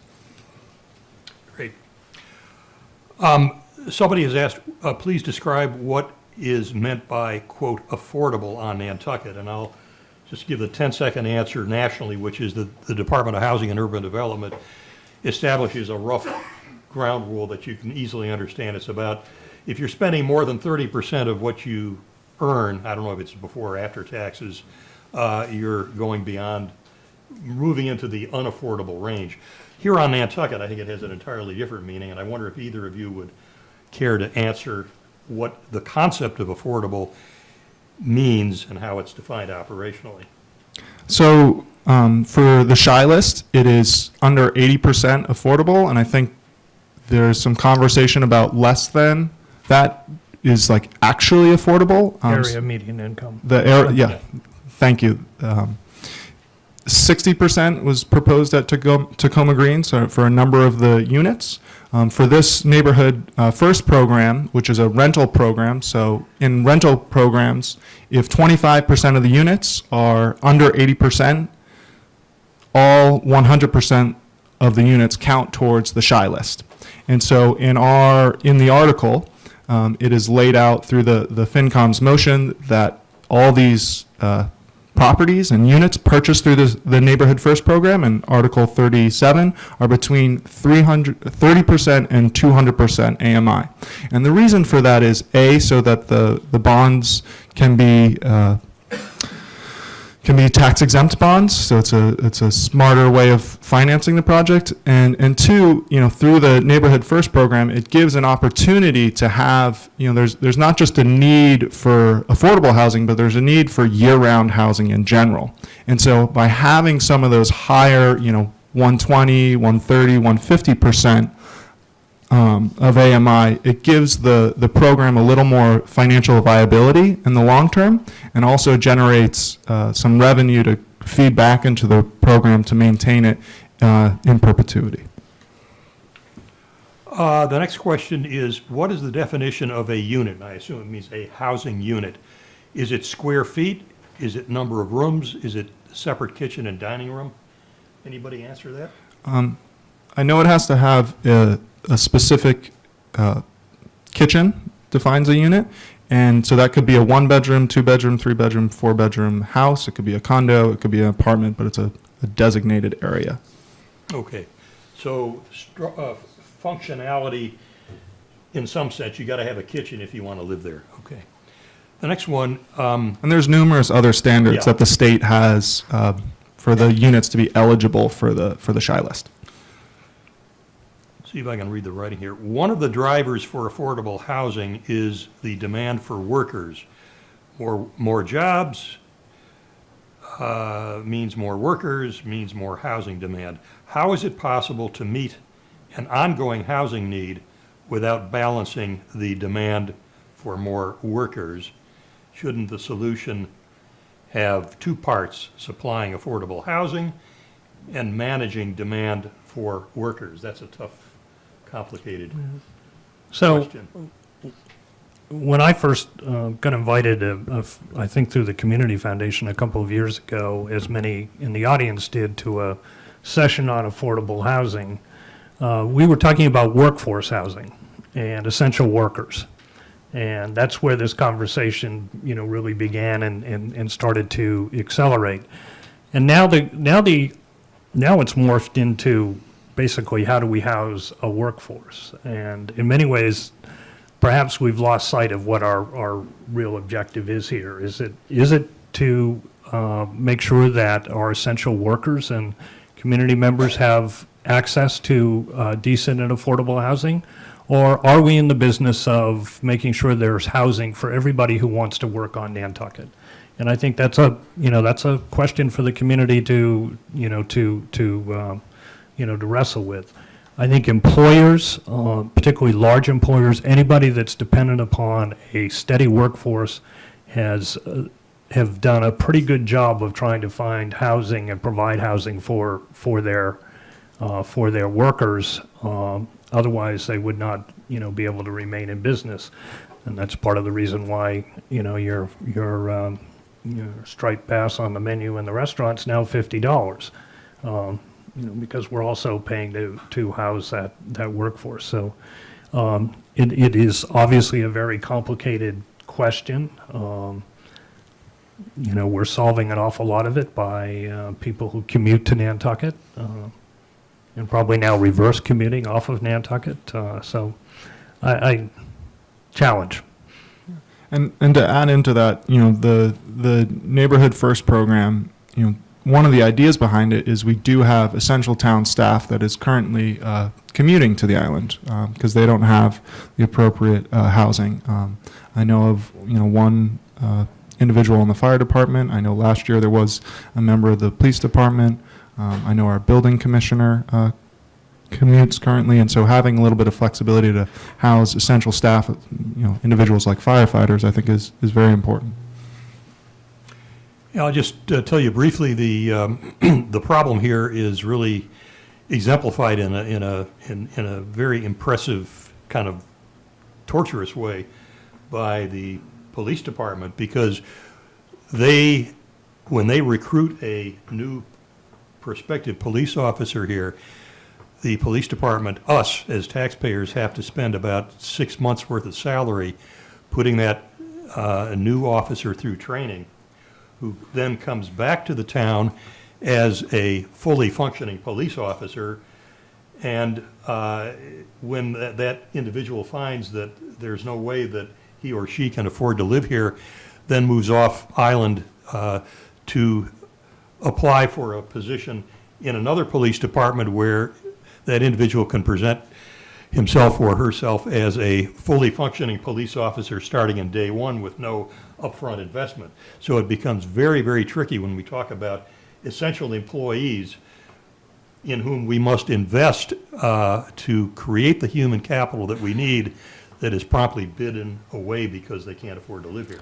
Yeah, I would add, though, the police department requires that basically an employment agreement with those new officers. They have to serve a specific amount of time, precisely so that we don't train Right. them and they go somewhere Right. else. But And nevertheless, it's a very pretty short period of disruptive. time. Yeah. Right.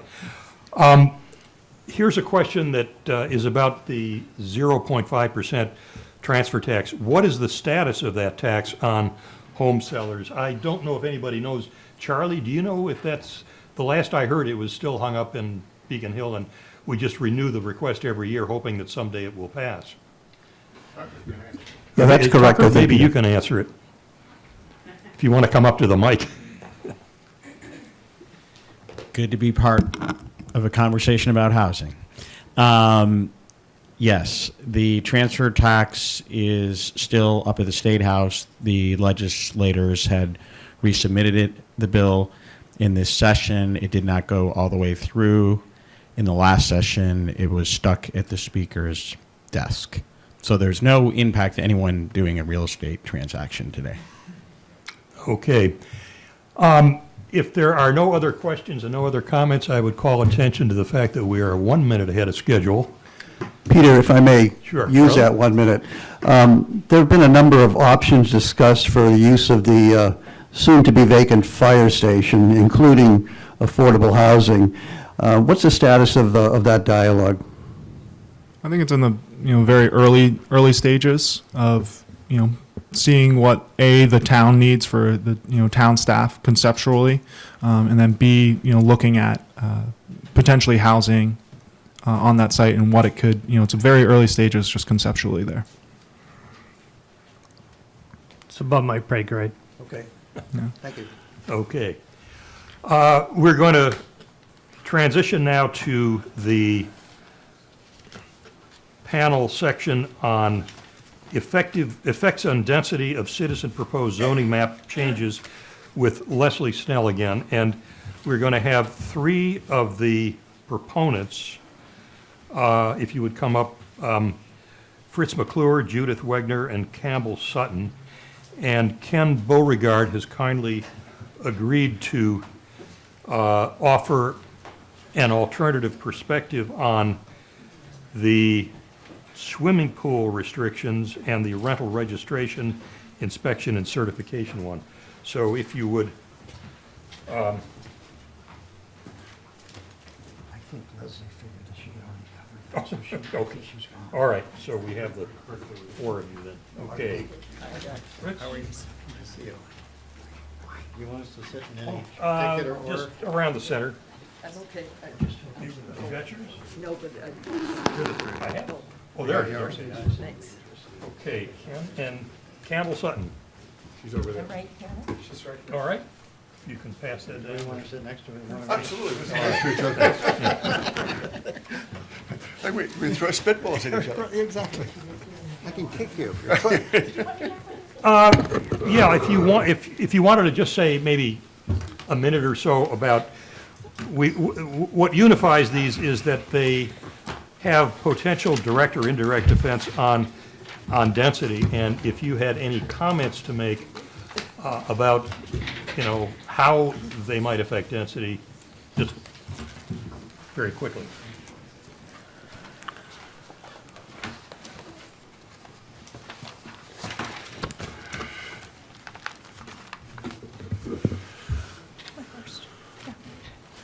Okay, so as I mentioned earlier, there are 3 citizen petition zoning map amendments. Those are Articles 50, 51, and 52. Article 50, the planning board gave a negative recommendation, so if that doesn't pass at town meeting, it won't have any effect at all. Article 51 is a change on Lover's Lane from R20, which is a half-acre residentially zoned district, to commercial neighborhood, which is a commercial district with a minimum lot size of 7,500 square feet. The planning board gave that a positive recommendation. It's a logical extension of the commercial neighborhood district. It's bordered by commercial neighborhood on 2 sides, and if that article is approved, it will result in the creation of 1 additional lot.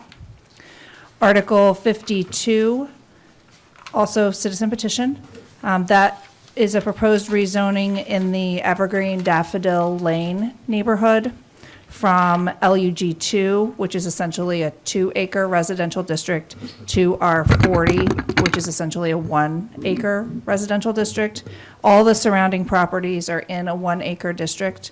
When the rezoning was done before, these particular property owners did not want to be included. They have since changed their mind and put in the citizen petition.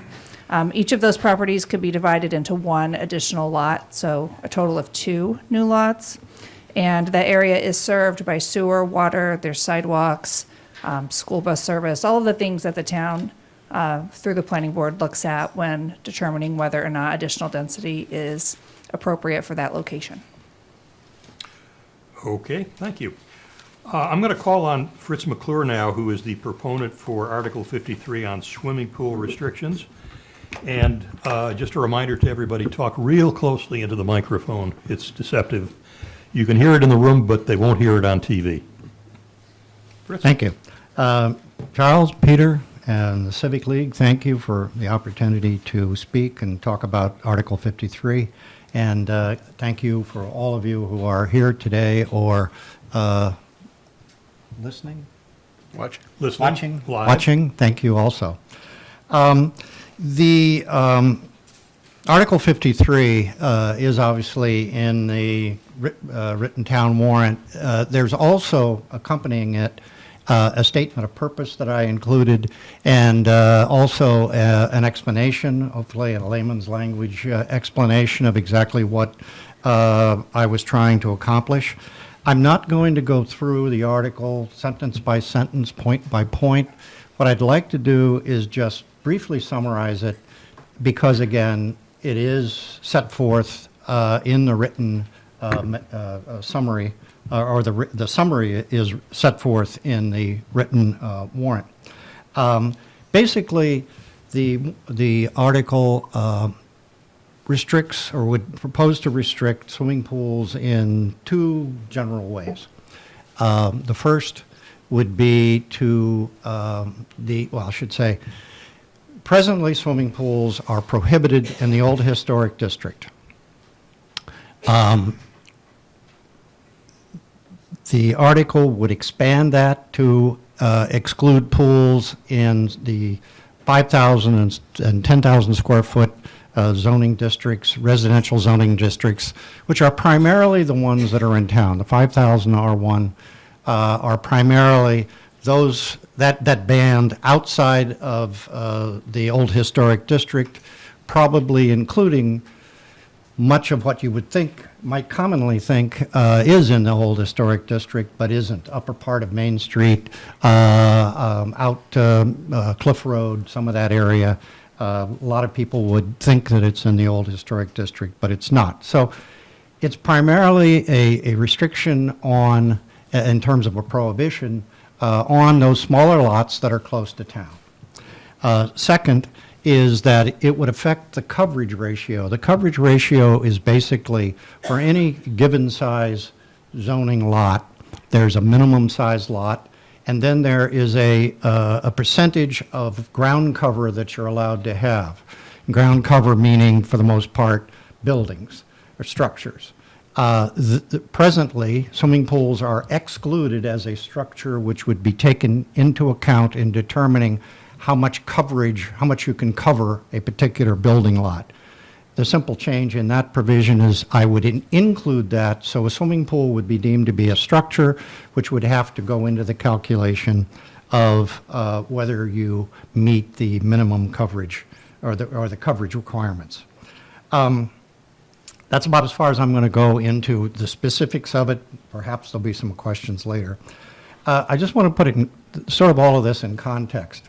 About 6 or 7 months ago, Leslie provided a summary to the planning board of the number of pools that were presently in Nantucket and broken down by zoning districts.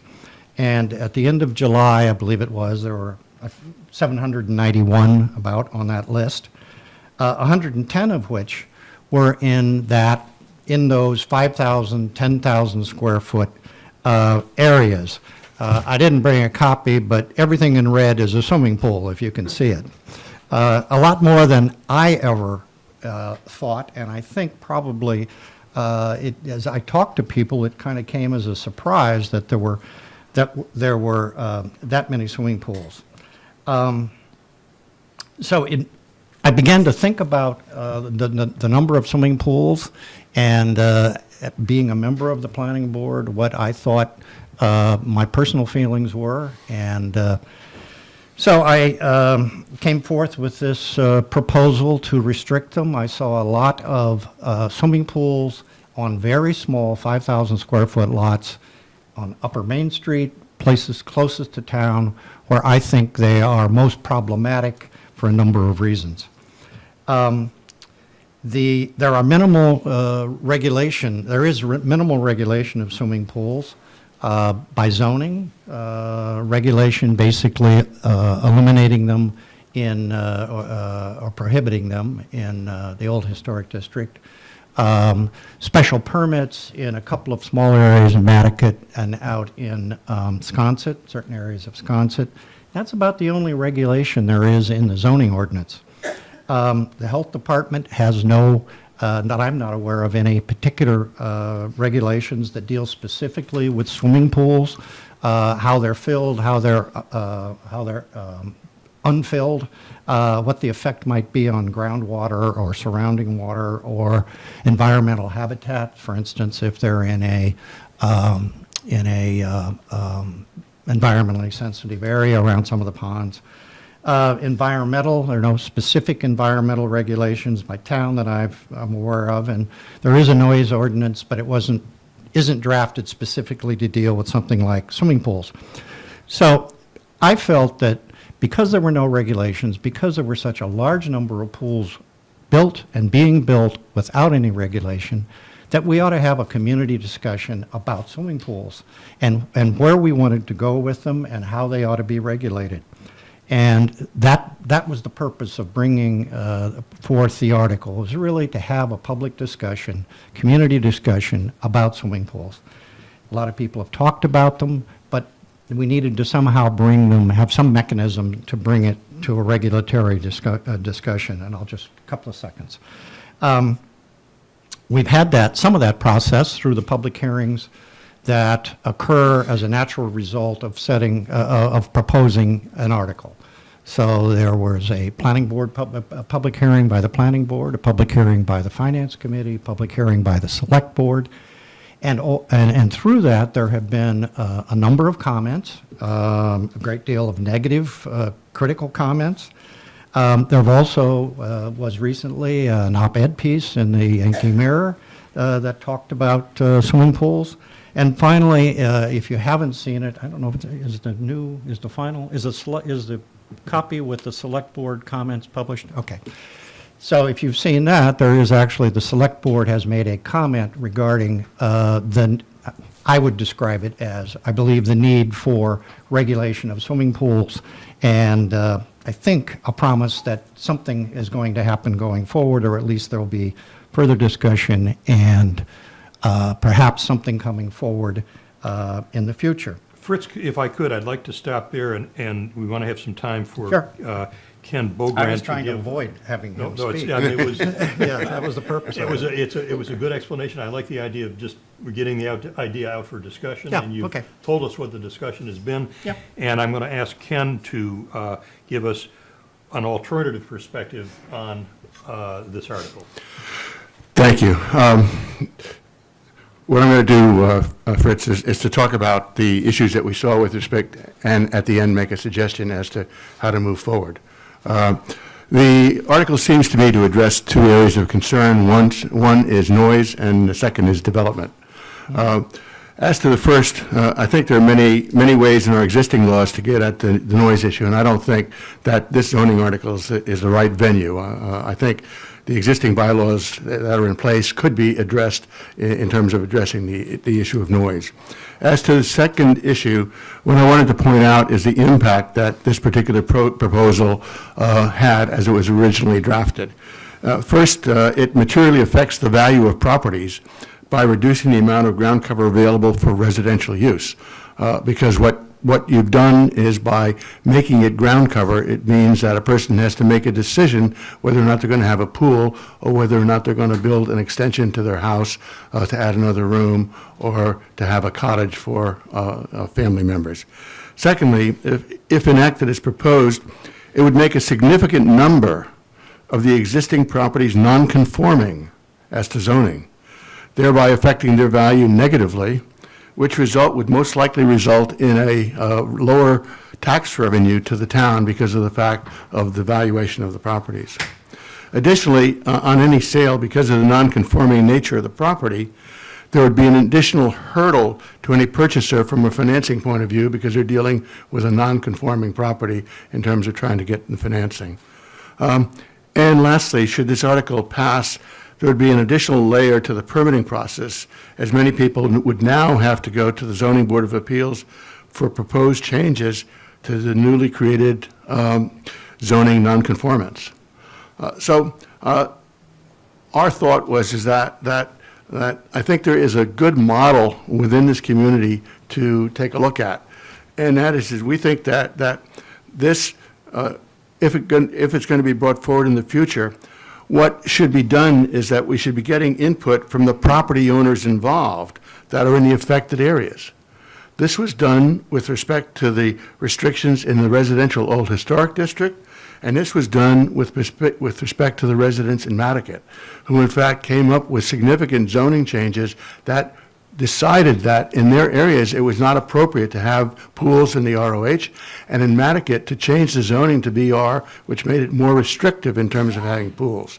So and as a result, those things were moved forward very positively, with a positive impact from the view of the community. So I think that it's not inappropriate to take a look at the issue that you're raising with respect to the influx of pools, but I think it's more important, or mostly important, to have the people that are affected by this and their property rights have a say in recommendations as to coming forward to the general public. Thank you. Thank you, Ken. I'd like to move on now to Article 75 with Judith Wegner, rental registration, inspection, and certification, and we'll have the same model. Judith, if you can make a brief presentation on the rationale and intent, and then Ken will again offer an alternative perspective. Thank you. Thank you, and thanks to the Civic League for having this forum. Can everybody hear me, I hope? Talk a little bit closer, because the audience out there, okay. many hundreds of people. I bet they are. Hi, everybody. The genesis of this proposal arose last fall before the Airbnb tax had been adopted by the state. At that point, it looked as though that legislation might well pass, but not for a couple of years, and I thought the best way to get a leg up and get started would be to start a working group. It wasn't to actually move ahead with a registration system, but simply to convene people together to talk about whether that should happen. The reason for doing it, I have lived previously in college towns, and often where you have high demand for rental properties, sometimes people are left in the dust, the property isn't kept up, it's not safe, it's not according to code, and as I've talked to people here on island, I think there's some of those same issues.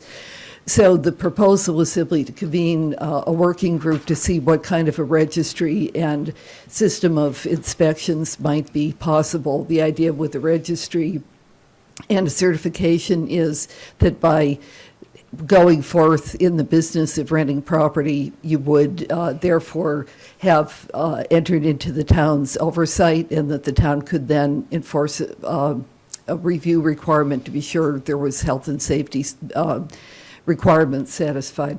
I don't think this is moot at this point because the Airbnb legislation that passed was focused very heavily on taxation. It applies only in a smaller set of circumstances.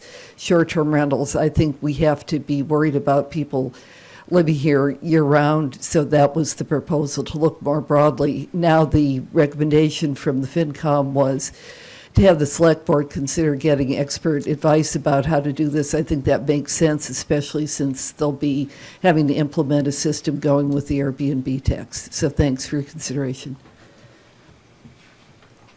You're on. Thank you.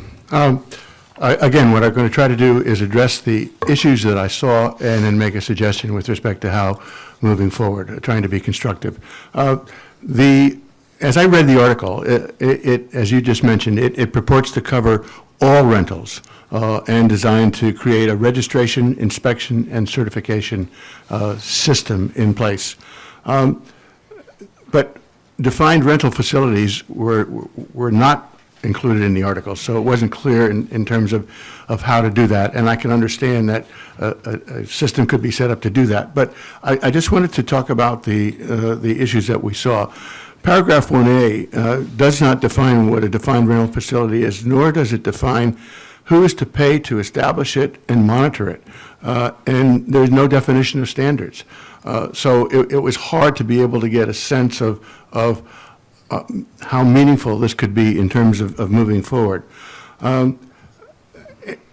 Paragraph 1B and C were very disturbing to me because they contemplate, and I want to be very careful in what I say and not to have this be misunderstood, but it could be suggested that you're creating a bedroom police with respect to this.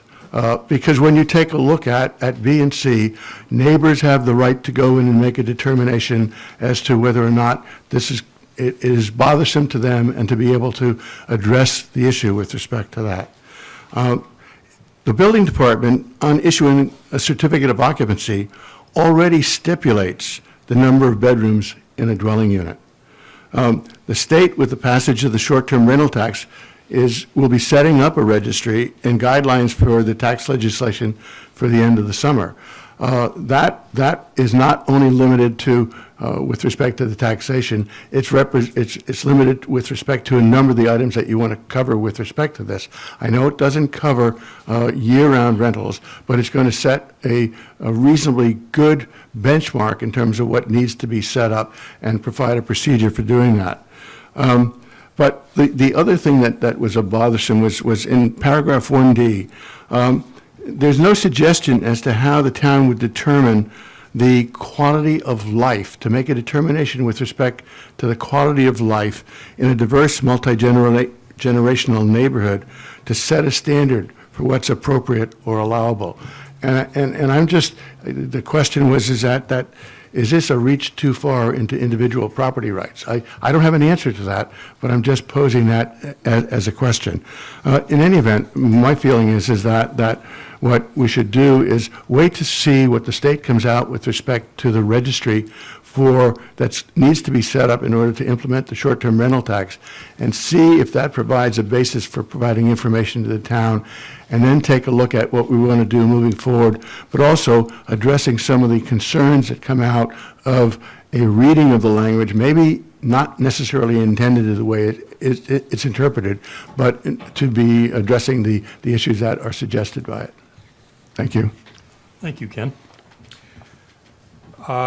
Campbell Sutton is going to speak now on, as the proponent of Article 34, the Bartlett Surfside Roads stop sign. And just be sure you talk right into the microphone. Okay. Well, thank you for having me to this event today. I'm going to put my glasses on so I can read what I wrote. So the purpose of this article, I live on Appleton Road, so I utilize the Bartlett Surfside intersection repeatedly in a day, as do many hundreds of other people, I think. Okay, so the purpose of the article is to address a growing safety concern at that very busy, heavily used intersection. It's used by pedestrians and vehicles of all sorts on a year-round basis. I think it's probably one of the busiest vehicular and pedestrian intersections on the island year-round, not just in the high season time of year. It's used by bicyclists, runners, dog walkers, kids, families. Many people wear earbuds these days, so they cross on a bike on that intersection. They don't look left or right. They just zoom right through. Runners are not really listening to, what's happening around them. So it is creating a very dangerous intersection between vehicles and people. And you can't really see that well off Bartlett when you're coming up Surfside to see what's coming down the road, left or right of you. And so the town has obviously decided that it is an area of concern because they have proposed and potentially purchased property to put in a rotary or use a circle format to deal with the traffic, which in my view is not the best answer for that particular intersection. But nothing has been done, and I had overheard Mike Burns say that it wouldn't be until 2024. And it seems to me that doing nothing for 5 years at an intersection that safety issues are growing is almost negligent.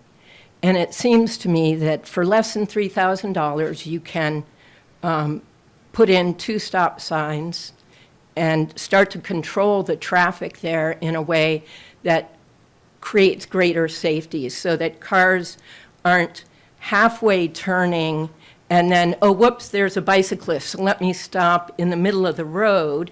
Nobody can go while the bicyclist or the runner or the dog walker, kids or whatever. So people are stopped in inappropriate places of travel. And so the other thing was I was trying to give voters an affordable alternative to traffic circles. These traffic circles have been voted down on numerous occasions, and I've heard 2 people, Mr. Burns and Mr. Bridges, both speak about getting around the voters, trying to find funding for these traffic circles by getting around town meeting. That concerned me a lot in terms of the democracy that I would like to hope we live in. And it seems like this would be a way to do something that is, that starts controlling the traffic, and then you can see where you go, because right now we're at either you're going to have a traffic circle or we're just doing nothing. And when I looked at the multi-way stop sign checklist that the the federal government has and the state government has for the implementation of stop signs. I felt that this intersection has, because more and more development goes down there, there's more commercial neighborhoods there, so there's larger and larger trucks utilizing it. And that intersection fits with a multi-way stop sign checklist. And so I felt like it was a good first step. And I have talked to people in the town. Granted, it wasn't recently, so 4 years ago or so, I did go to the Nantucket Planning and Economic Development Committee meeting. They were talking about traffic issues, and I tried to speak there, and on 3 different occasions when I went, and was told to meet with Mr. Burns, whom I did meet with, and his response to me was that if I felt something needed to be done in roads or something, I needed to get on a Roads and Transportation Committee. I don't have time to do all of these things, and so I'm putting forward this citizen's petition as a hopeful impetus to get us moving to doing something about these traffic issues that we're dealing with. The other thing is the cost. When I listen to people talk about voting against these traffic circles, often the cost comes up, and what comes second is the need to utilize. They'd rather see that money utilized to repair and upkeep and expand the roads that we currently have, or to help our island home, or numerous other capital outlays that are ahead of us. And so I'm going to stop talking. I'm sorry Thank you, for Campbell. rambling. I do have one thing that I got from someone who offered a clarification. I want to do it right now. It says a stop sign control was considered, and the roundabout has greater safety, delay reduction, and greenhouse gas reduction benefits. But it seems to me that doesn't answer your point, which is we need something now, not 4 years from now. And I guess that's kind of the issue. And I'll take the prerogative of just asking the first question. Is it really true that a stop sign is a few $100? And It actually is. I did research this. And so when I came up with the $3,000 for the 2 signposts with stop signs, leave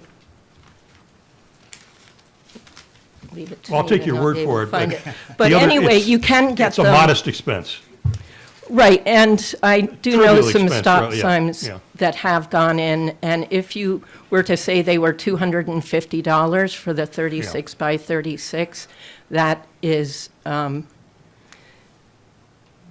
lot. Right. You can get them for less than that, but I would, when I put my numbers together, I assumed the highest potential cost because of where we are. To paint a line, you would need 2 lines. I assumed each one to be $450. That would include the cost of the town utilizing its truck to come to paint the line, and the 2 or 3 people that you might need to be there while the line was being painted. It included engineering costs of 15% of the project, and 4 hours of labor per post just to put it in the ground at $45 an hour. So I think I went to a very high side. I put posts in myself, and it Okay, I just wanted to clarify, doesn't just so quite everybody cost that understands. much. What you're really saying is this is a critical stopgap, but it's not instead of a roundabout. You're not proposing this as an alternative to a roundabout Well, in the future, whenever, if and when it gets done. on a personal level, I'm not proposing this as an alternative to the roundabout. I think that's a greater discussion for the town.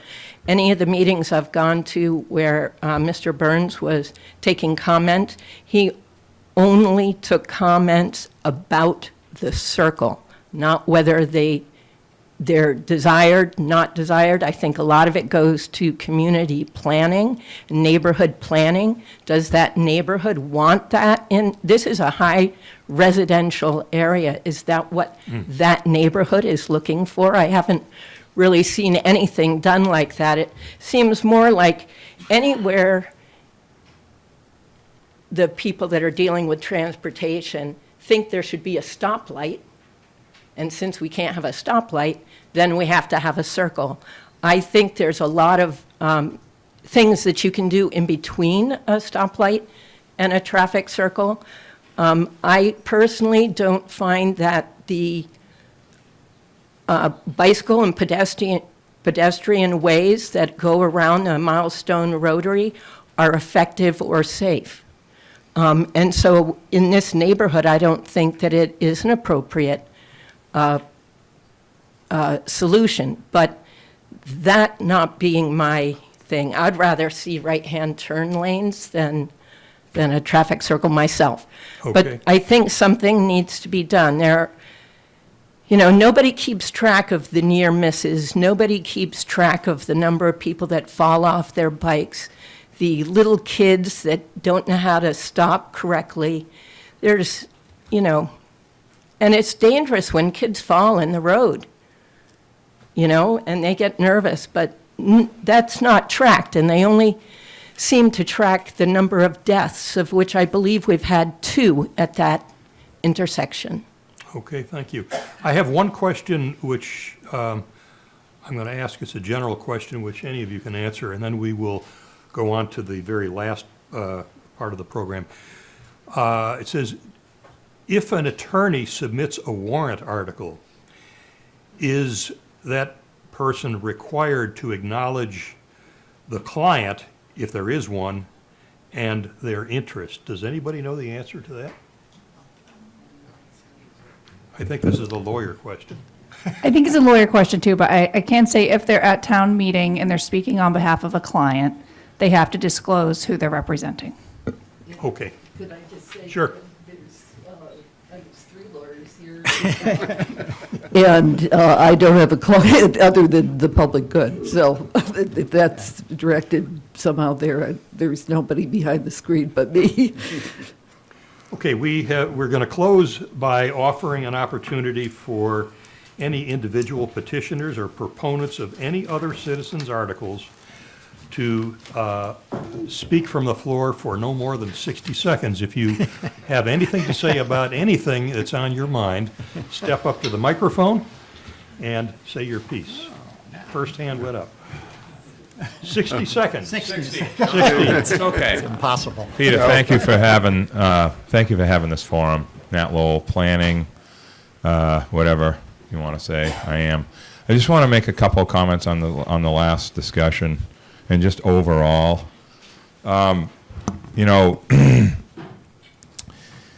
We've been trying to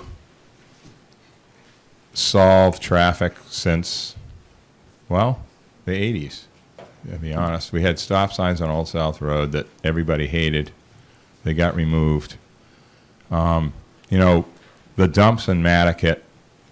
We drive semis on Prospect Street, Quaker Road. If we ever thought about these things and where we're at today as a community as far as existing issues, we would realize that the roundabout issue has been going on for a long time in Europe. It's an old thing. It works really well. Doesn't require traffic lights, doesn't require maintenance. It basically is the greenest alternative to just sitting and fretting and yelling and blaming the planning board or anyone else that we like to blame for everything around here. So I appreciate all the efforts that everyone's put in. Whether I agree with them or not are 2 different things. This island is right now angry at just about every possible thing imaginable, even if they haven't even thought of it yet. They're just angry about something they haven't even thought of. And we really need to calm down and relax a little bit and appreciate Nantucket. Thank you. Thanks, Nat. Is there anyone else from the floor who has anything to say? Mr. Atherton.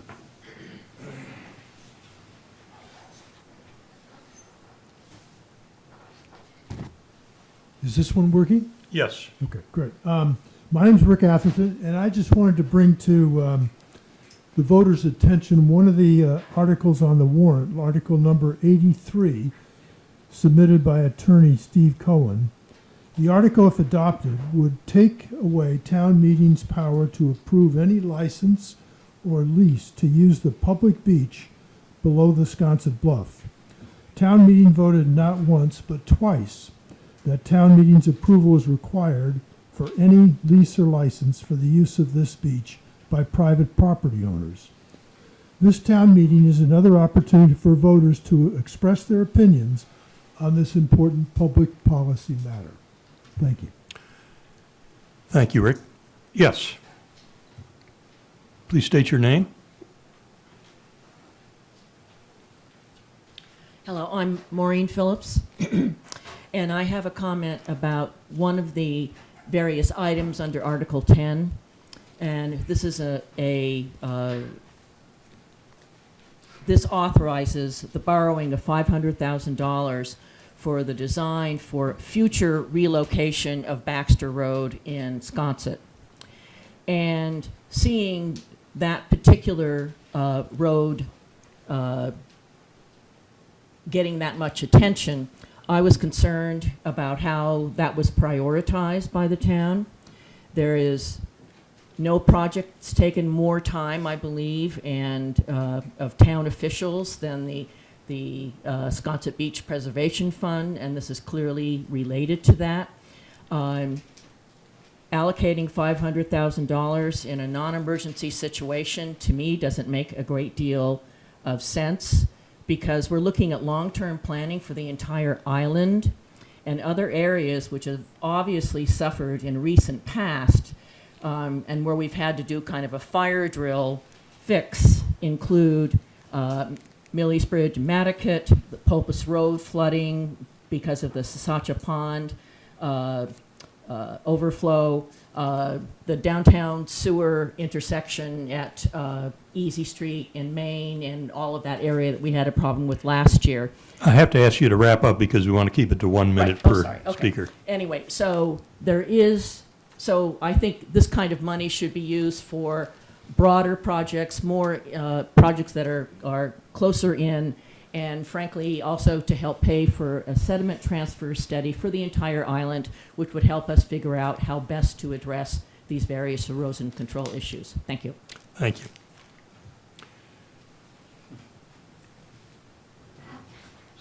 Really, really briefly, Tobias Glidden, I just wanted to point out 3 articles that relate to the Green Communities Act and designation. They're Article 36, 62, and 72. There are 240 communities that have been designated as a green community in Massachusetts. There's I put forward 3 articles for us to move forward in that designation process. It allows the town to go through a island-wide energy study to get a baseline to contemplate what we need to do to reduce our energy uses as a whole community, and then also avails the town of numerous funding opportunities through about $14 million that the state makes available to green communities. So on average, we'd be looking at receiving a couple $100,000 a year for becoming designated as a green community. So I'd ask you to support those 3 articles. Lastly, Article 74, the creation of a whale heritage site. It's a voice vote since the meeting. As you know, we've had a number of fishing boats south of the island, squid fishermen. In the past town meeting, voted unanimously to support the creation of a 3-mile buffer zone. This is an effort to create another layer of protection through the designation of a whale heritage site. And so we're looking at, just adding designation so that, in the long term, we can work with the federal government to protect our waters around Nantucket for marine mammals, for local fishermen, so that we can enjoy the ocean around us. So I'd ask you to please support Article 74 as well. Thank you. Thank you, Tobias. We're going to call this to a close, but I remind you all as you leave, if you haven't signed, put down your email address, please do so. That way we can keep you posted on events like this, and we thank you very much for attending and participating. Thank you. Thank you. Thank you. Sure.